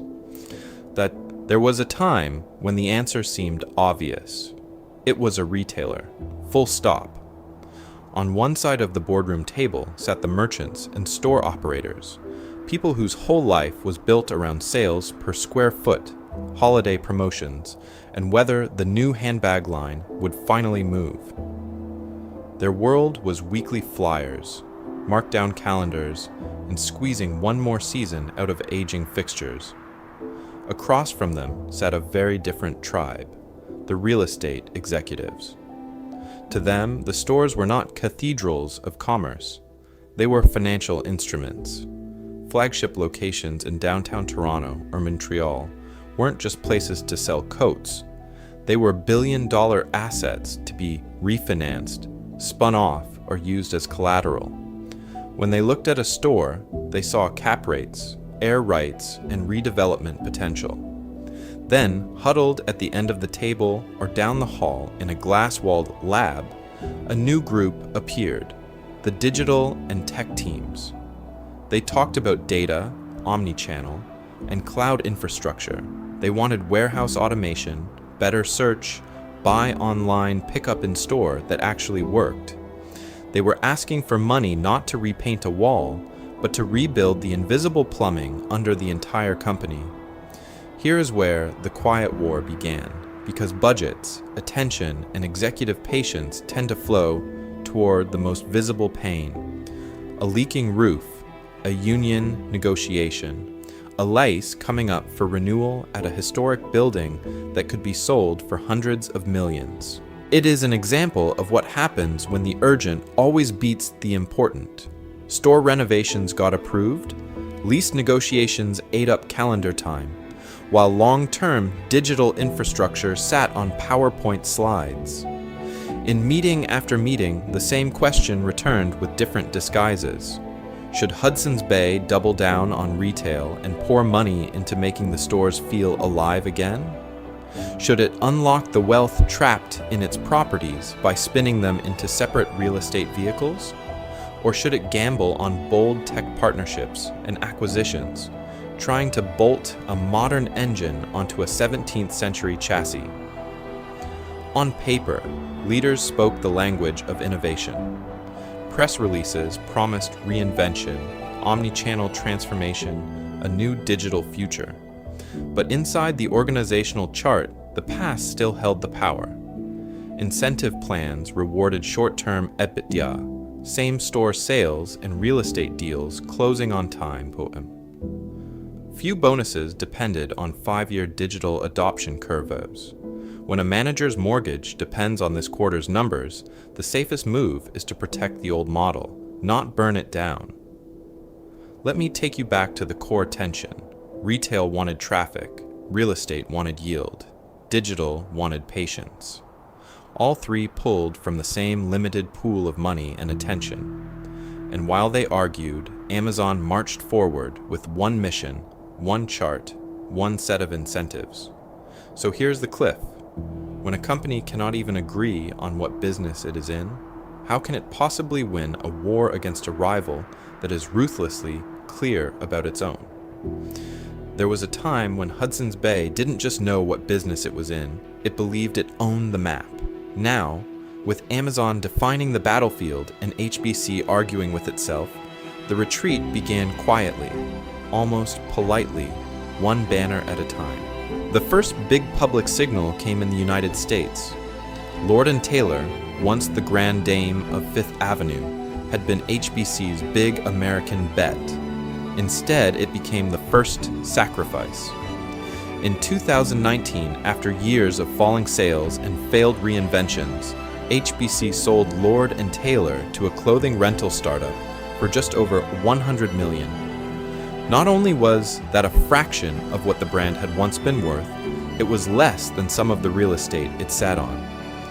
The message to anyone watching was simple. The name on the door mattered less than the dirt under the building. Across the Atlantic, the story was the same, just colder. HBC had bought Germany's Kaufhof chain and other European banners to build a continental empire, talking about scale, synergies, and a modern pan-European retailer. Instead, it found slow growth, brutal competition, and heavy debt. By 2019, the dream was over. HBC exited most of its European operations, selling stakes, unwinding joint ventures, walking away from a market it had loudly promised to conquer. On paper, this was portfolio optimization. In life, it was a retreat. At the mall level, the impact was not theoretical. When a Lord and Taylor or Kaufhof closed, hundreds of longtime employees lost jobs in a single email cycle.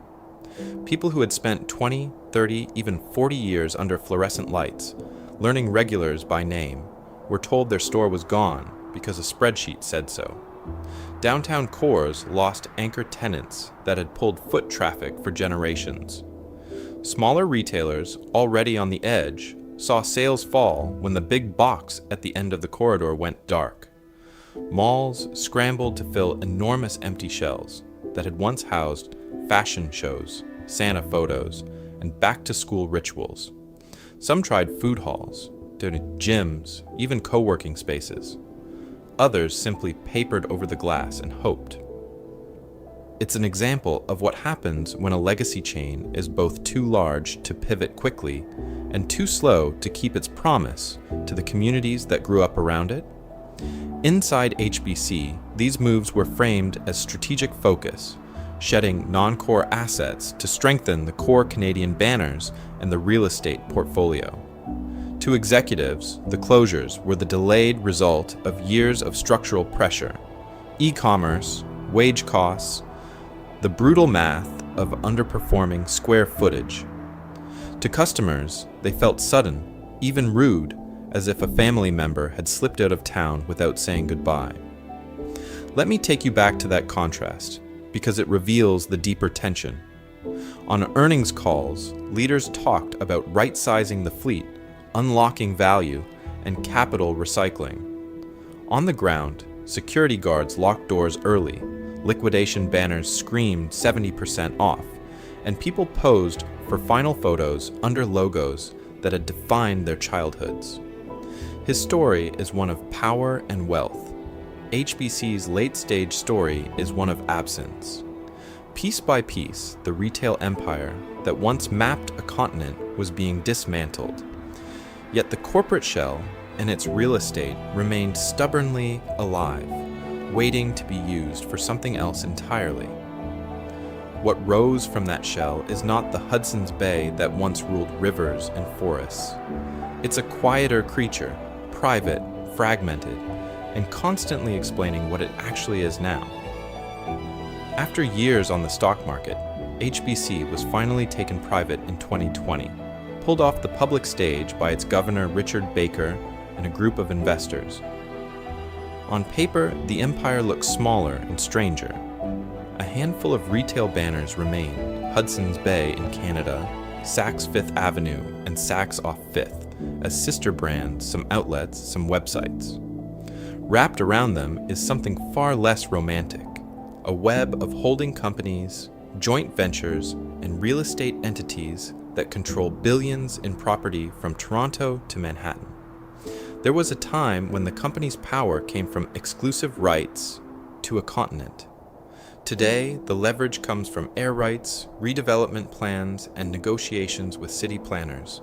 Flagship buildings are being carved up, refinanced, or gutted and rebuilt. The old Montreal store is being turned into offices. The downtown Toronto Bay is being repositioned as a mixed-use complex with plans for tech tenants and new towers. It looks less like a retailer and more like a landlord that happens to own some department stores as a side project. Inside the remaining Hudson's Bay stores, the change is just as visible. Floor after floor has been closed off, condensed or walled behind coming soon signage that never quite seems to arrive. Beauty halls are refreshed, lighting is upgraded, brands are shuffled. There are experiments with showroom-style layouts, with online orders picked up at lonely service counters, with pop-up partnerships that tried to inject life into tired square footage. The company talks about omni-channel, about blending digital and physical, about using fewer but better stores as a kind of stage. On the corporate level, the story gets even more tangled.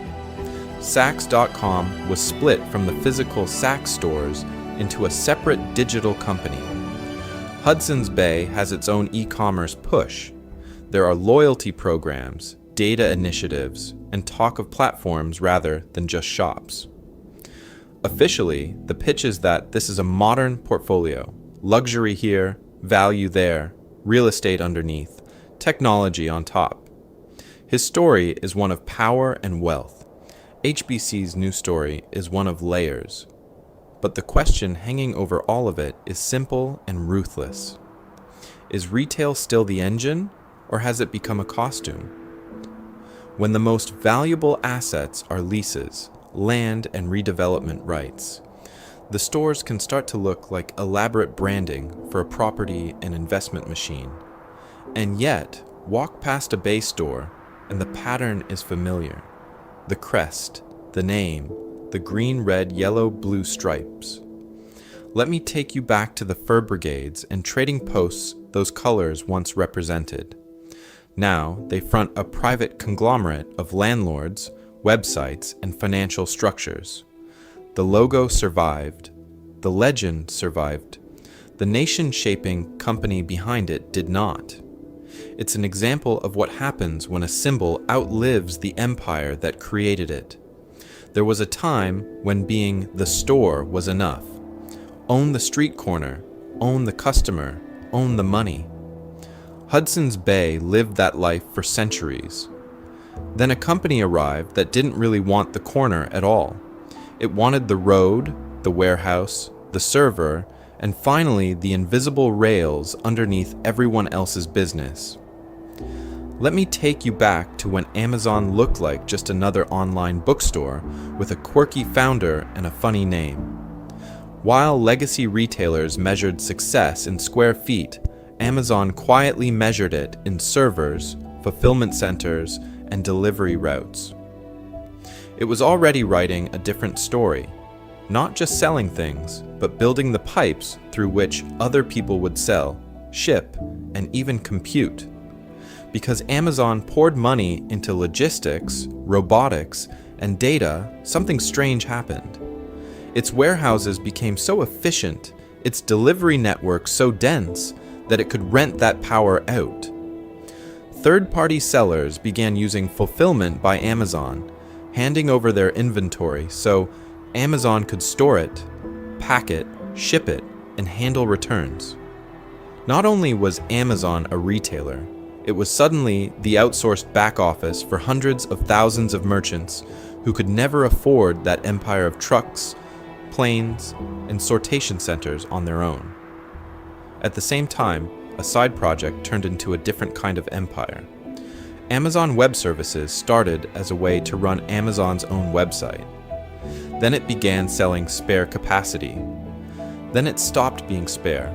Today, streaming platforms, banks, governments, startups that dream of disrupting everything run on AWS. When a new brand launches a site in an afternoon, pushes an app worldwide, or crunches data from millions of customers, there is a good chance those clicks are paying rent to Amazon's cloud. And then came the ads. Because Amazon sees what people search, what they click, what they buy, it turned that data into an advertising machine.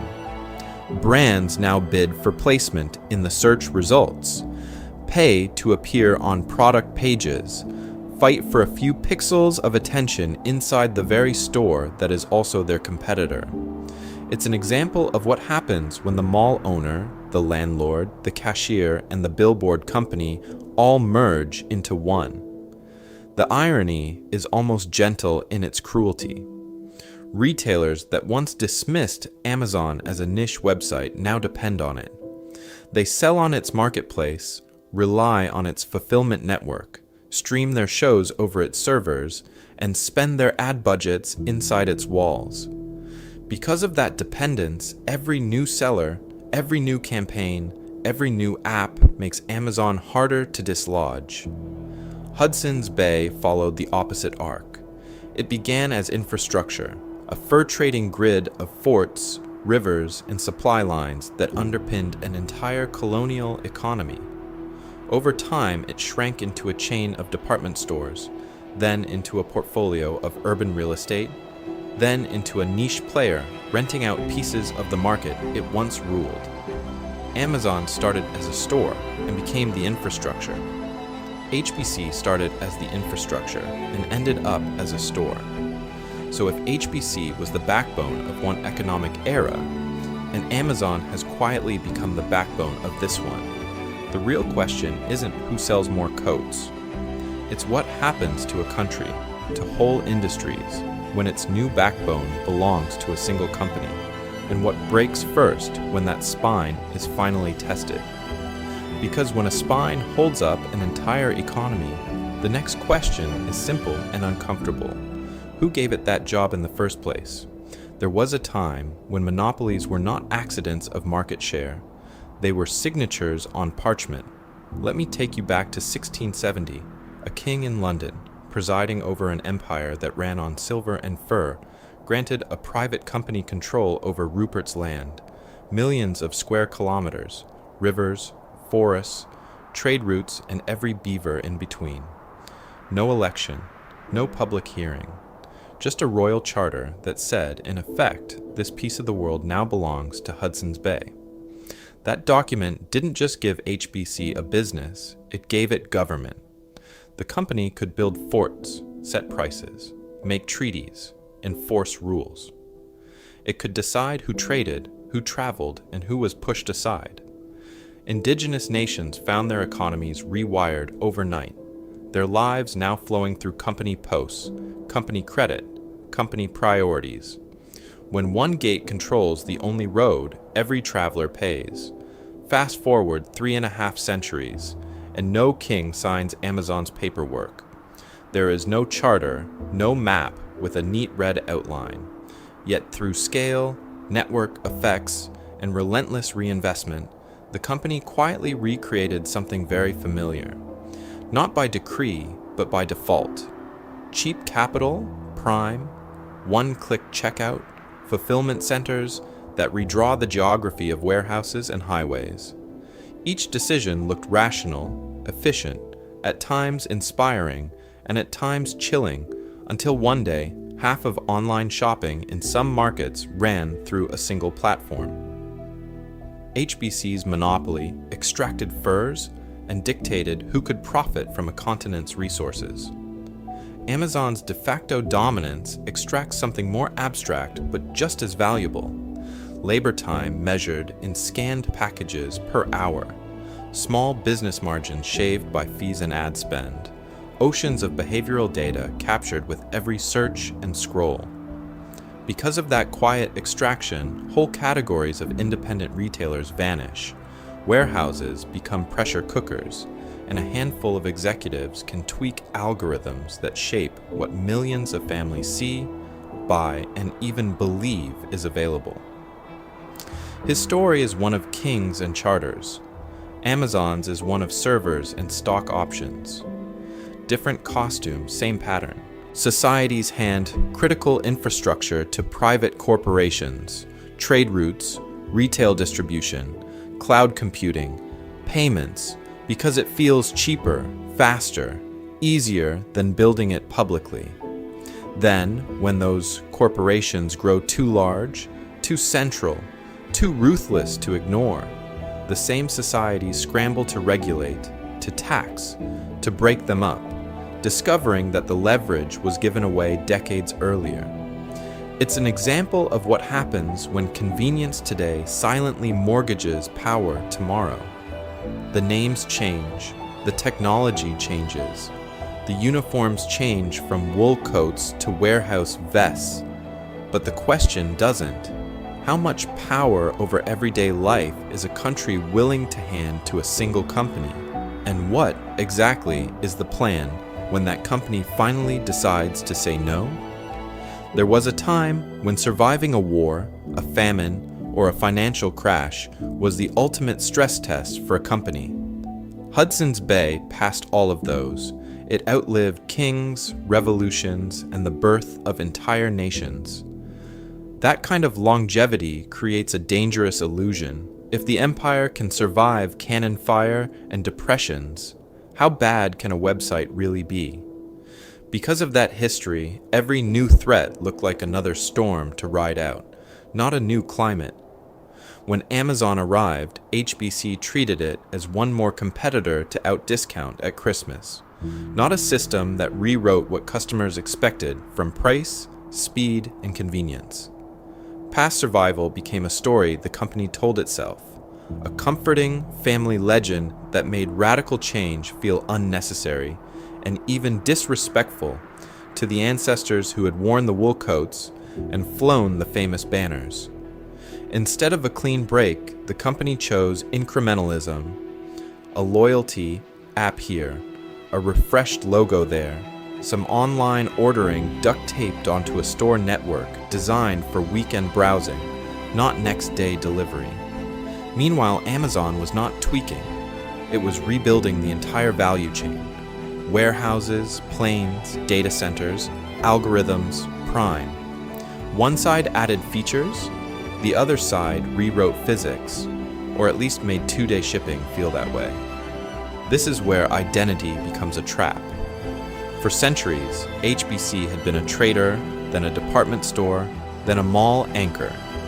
That label felt safe, familiar, respectable, but in a world where money and power were migrating to logistics and software, clinging to department store was like insisting on being a railroad company in the age of airplanes. The opportunity was to reimagine the business as a logistics network, a tech platform, even a national fulfillment backbone. Instead, the company tried to modernize the old identity rather than trade it in. And then there were the buildings, the flagship stores, the historic facades, the downtown palaces that once signaled wealth and permanence. On a balance sheet, they looked like treasure. In practice, they became anchors. Every decision had to protect the real estate, the banners, the tradition. Closing, subdividing, or turning them into pure logistics hubs would have looked ruthless. So change moved slowly, while e-commerce moved at fiber optic speed. Pattern interrupt. Imagine the same assets, the same history, but with one different assumption, that nothing about the game was sacred except survival. Those palaces could have become dark stores, data centers, last-mile hubs, even shared infrastructure for smaller retailers terrified of Amazon. The fur trade DNA of moving goods across impossible distances could have been reborn as a national delivery grid. His story is one of kings and charters. Amazon's is one of code and cloud. At times inspiring and at times chilling, the lesson tying them together is simple. In a world moving this fast, the real risk is not changing too quickly. It's waking up one morning and realizing the game whose rules you mastered, the game that built your empire, quietly stopped being played years ago. There was a time when every industry thought its rules were permanent. Newspapers controlled attention, taxis controlled the curb, cable controlled the living room. Then something quiet, fast, and very digital slipped in through the side door and rewrote what power looked like. Let me take you back to the newspaper boardrooms of the early 2000s. Thick carpets, framed front pages, printing presses worth hundreds of millions humming through the night. Their Hudson's Bay was the Metropolitan Daily, proud, physical, asset-heavy. Their Amazon was a collection of websites that did not own a single press, moved at the speed of a refresh button, and treated every click as data to be harvested, tested, and sold. The presses were monuments, the platforms were experiments. The same pattern hit taxis. Yellow cabs had medallions, dispatch radios, and decades of regulation built to protect them. Uber and Lyft had code, GPS, a rating system, and investors willing to burn money to buy time. Cable companies had miles of coaxial cable and exclusive channels. Streaming had servers, subscriptions, and the ruthless willingness to cancel a show if the algorithm said so. In each case, the incumbent lived in the world of leases, licenses, and long contracts, while the attacker lived in the world of software updates and live dashboards. Hudson's Bay was not alone. It was part of a larger story about what happens when institutions are anchored to the physical world while value quietly migrates to the digital one. Warehouses, printing plants, taxi depots, department stores, office towers, all impressive, all expensive, all optimized for a game that had already changed. Amazon, social platforms, ride-sharing apps, streaming services, optimized instead for speed, data, and the ability to reconfigure themselves overnight. So this is not just a story about retail, it is a mirror. On one side, a 355-year-old empire built on land, leases, and legacy revenue streams. On the other, digital natives that treat every process as code to be rewritten and every customer interaction as a data point. At times inspiring and at times chilling, the contrast forces an uncomfortable question. In a platform-driven economy, what exactly is secure? Look around your own world for a moment. The company where you work, the career path you are following, the business you are building. What are they really built on? A license that used to be scarce? A location that used to be prime? A process that used to require experts but can now be automated by an app? Which parts of your life look like a grand department store, beautiful, beloved, but structurally misaligned with where attention, money, and leverage are actually moving?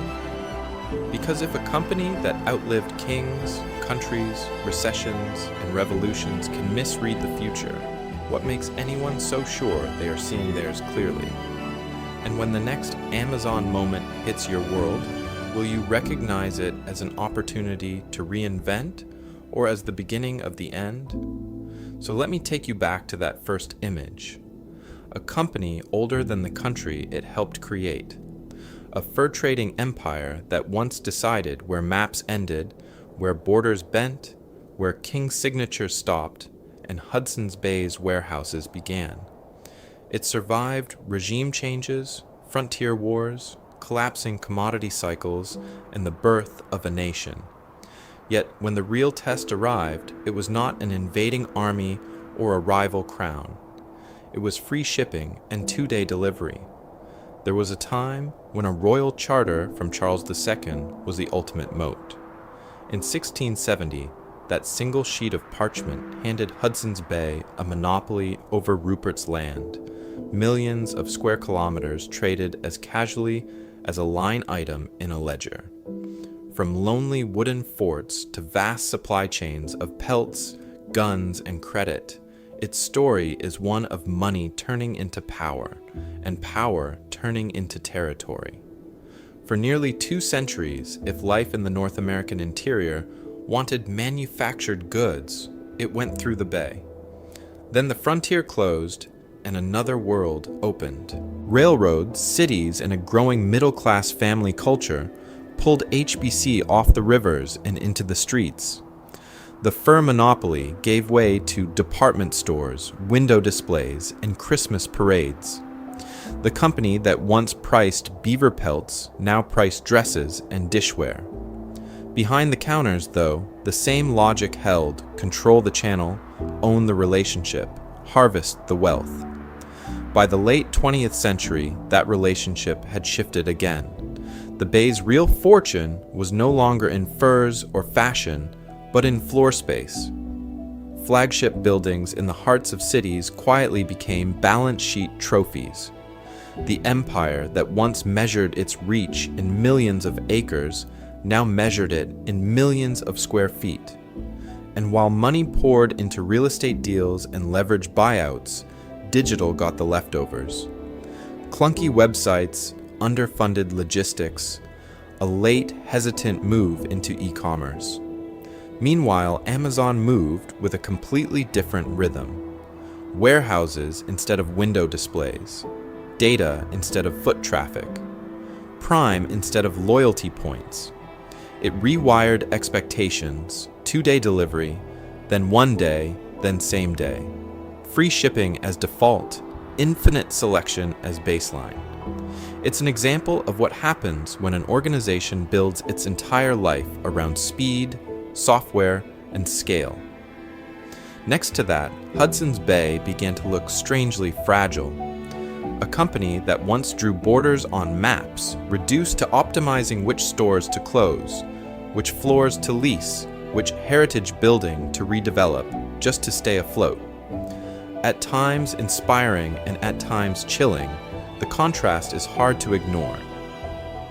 355 years of accumulated power humbled in barely 2 retail cycles. So if this is what disruption looks like at the scale of continents and centuries, what does it mean for a single career, a single startup, a single family business? The empire missed the turn. In your much shorter timeline, the turns come faster. The only real question now is what you do with that knowledge next. So what do you actually do with it? Because a 355-year-old empire collapsing under free shipping and 2-day delivery is not just a fun business trivia fact, it's an example of what happens when comfort feels safer than change.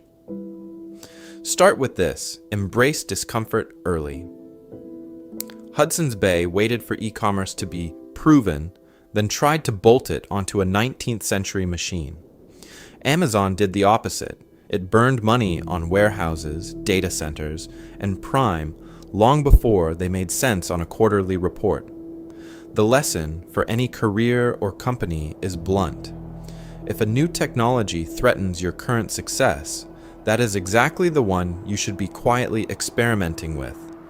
That might mean a lawyer testing AI contract tools that could reduce billable hours.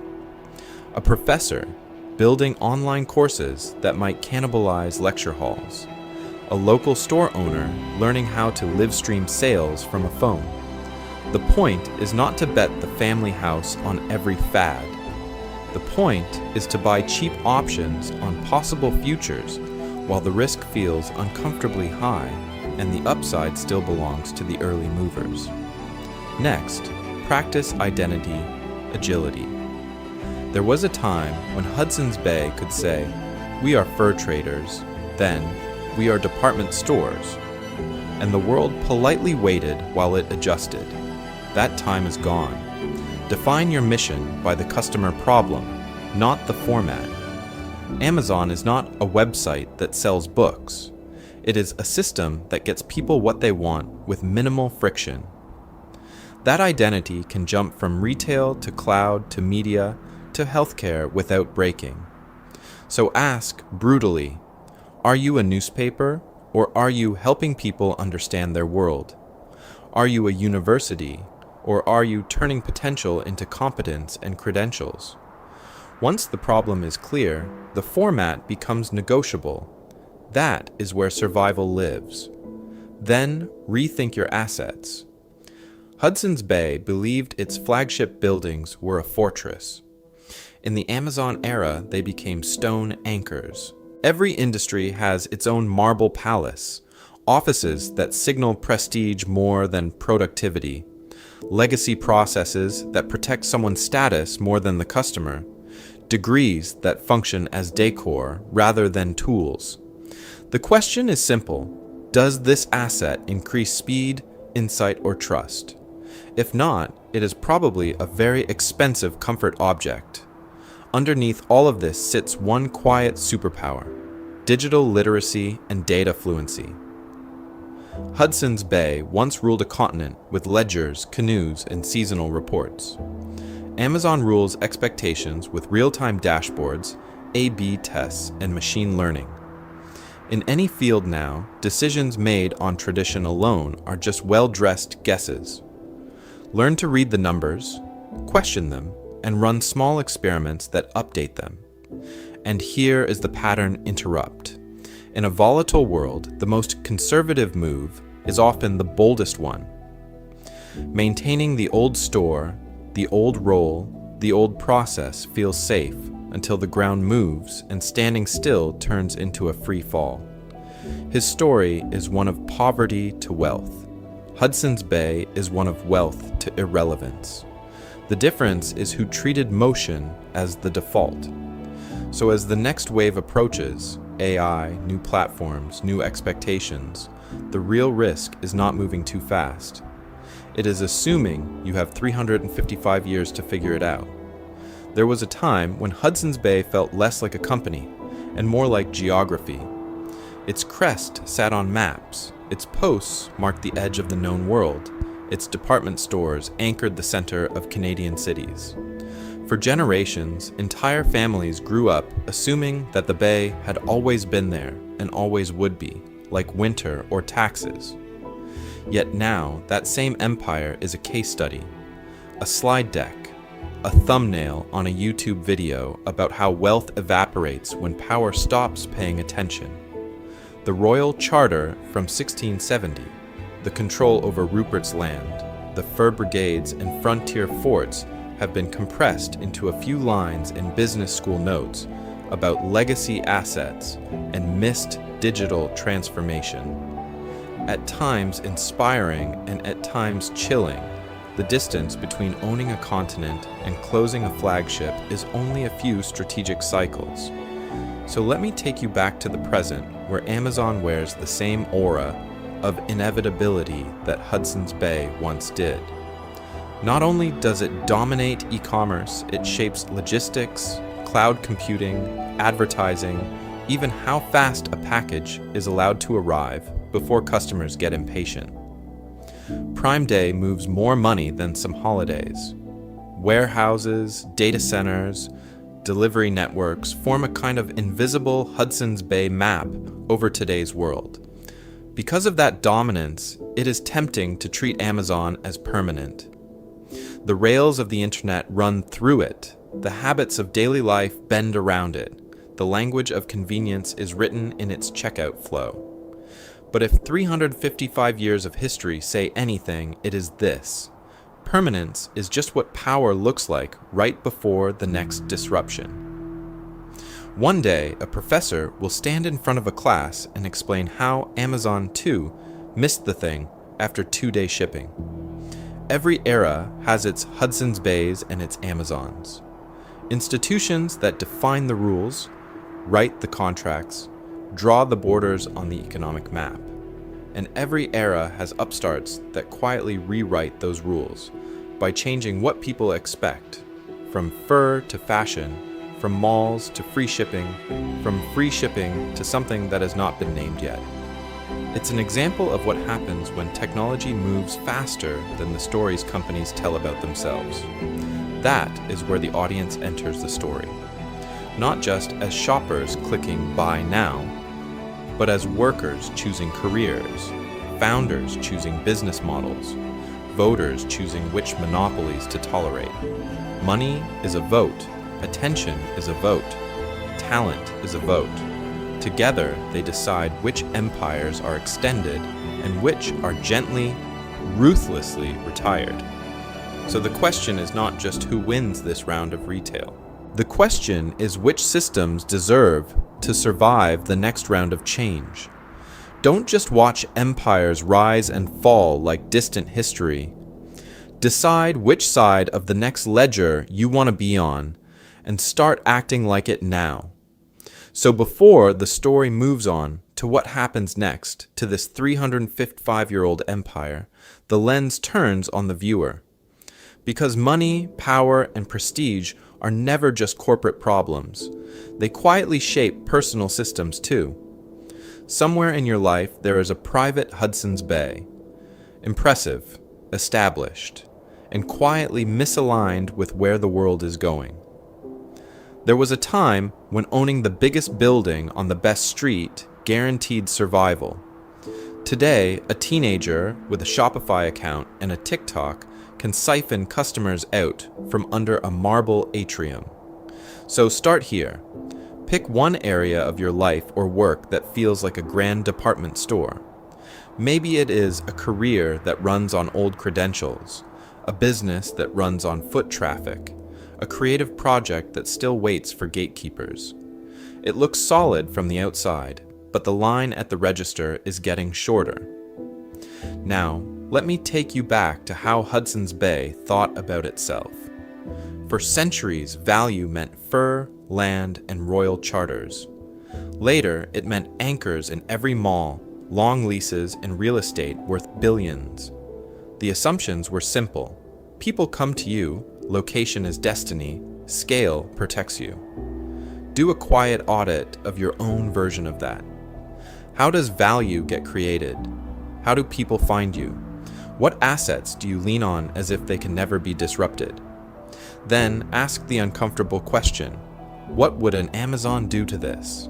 Not the website, the logic, relentless convenience, data instead of guesswork, experiments instead of tradition, prime-level expectations baked into every interaction. Which of your assumptions would be flipped if a digital-first, asset-light, endlessly curious competitor appeared tomorrow and treated your life like a market to conquer? This is where the exercise turns from at times inspiring and at times chilling into something practical. Do not declare a revolution. Run a pilot. One small, concrete experiment. A new tool that automates what used to eat your weekends. A tiny subscription instead of one-off sales. A newsletter that pulls people to you instead of waiting for them to wander past your display. Small scale, low risk, but with the potential to quietly rewrite the rules you live by. Because tradition is not the enemy here. HBC's story is one of mission drift, not mission failure. Serving a territory, connecting people to goods, building a shared commercial life across impossible distances, that was the original brief. It is an example of what happens when the mission freezes into a format and nobody is allowed to ask if the format still works. Updating the method is sometimes the only way to keep the mission alive.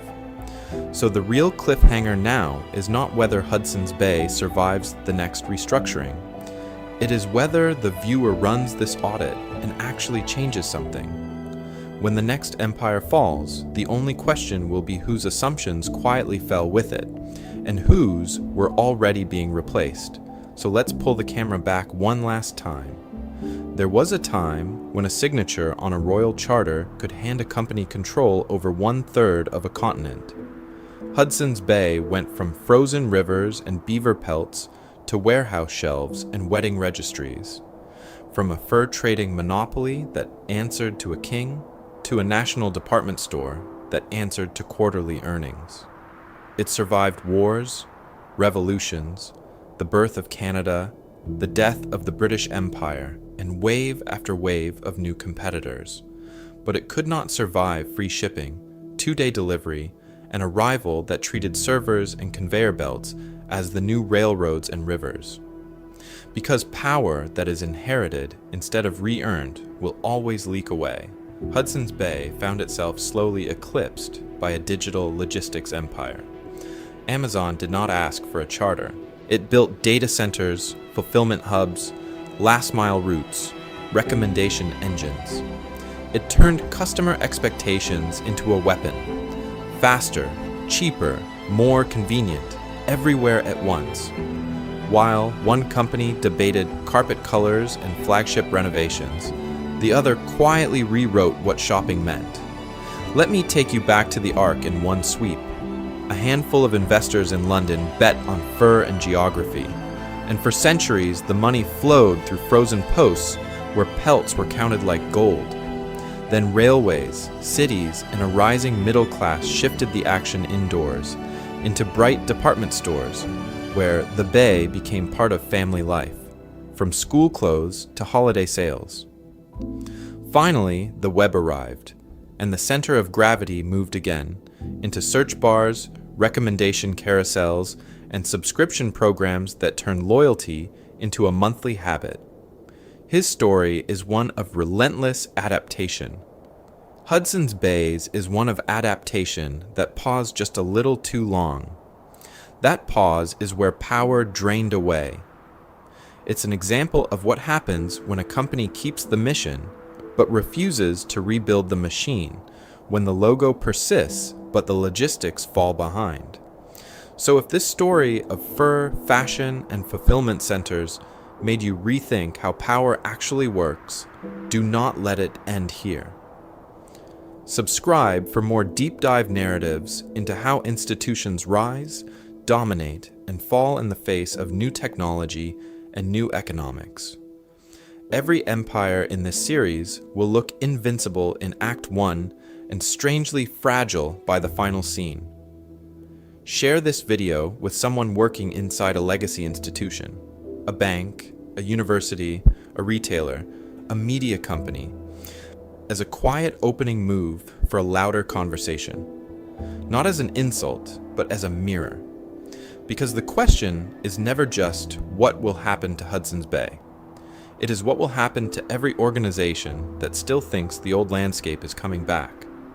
From frozen rivers carrying beaver pelts to conveyor belts carrying cardboard boxes, history does not stop. It just changes what it moves, and who controls the flow. Like, subscribe, and keep following that flow, because the next empire's rise and fall has already started.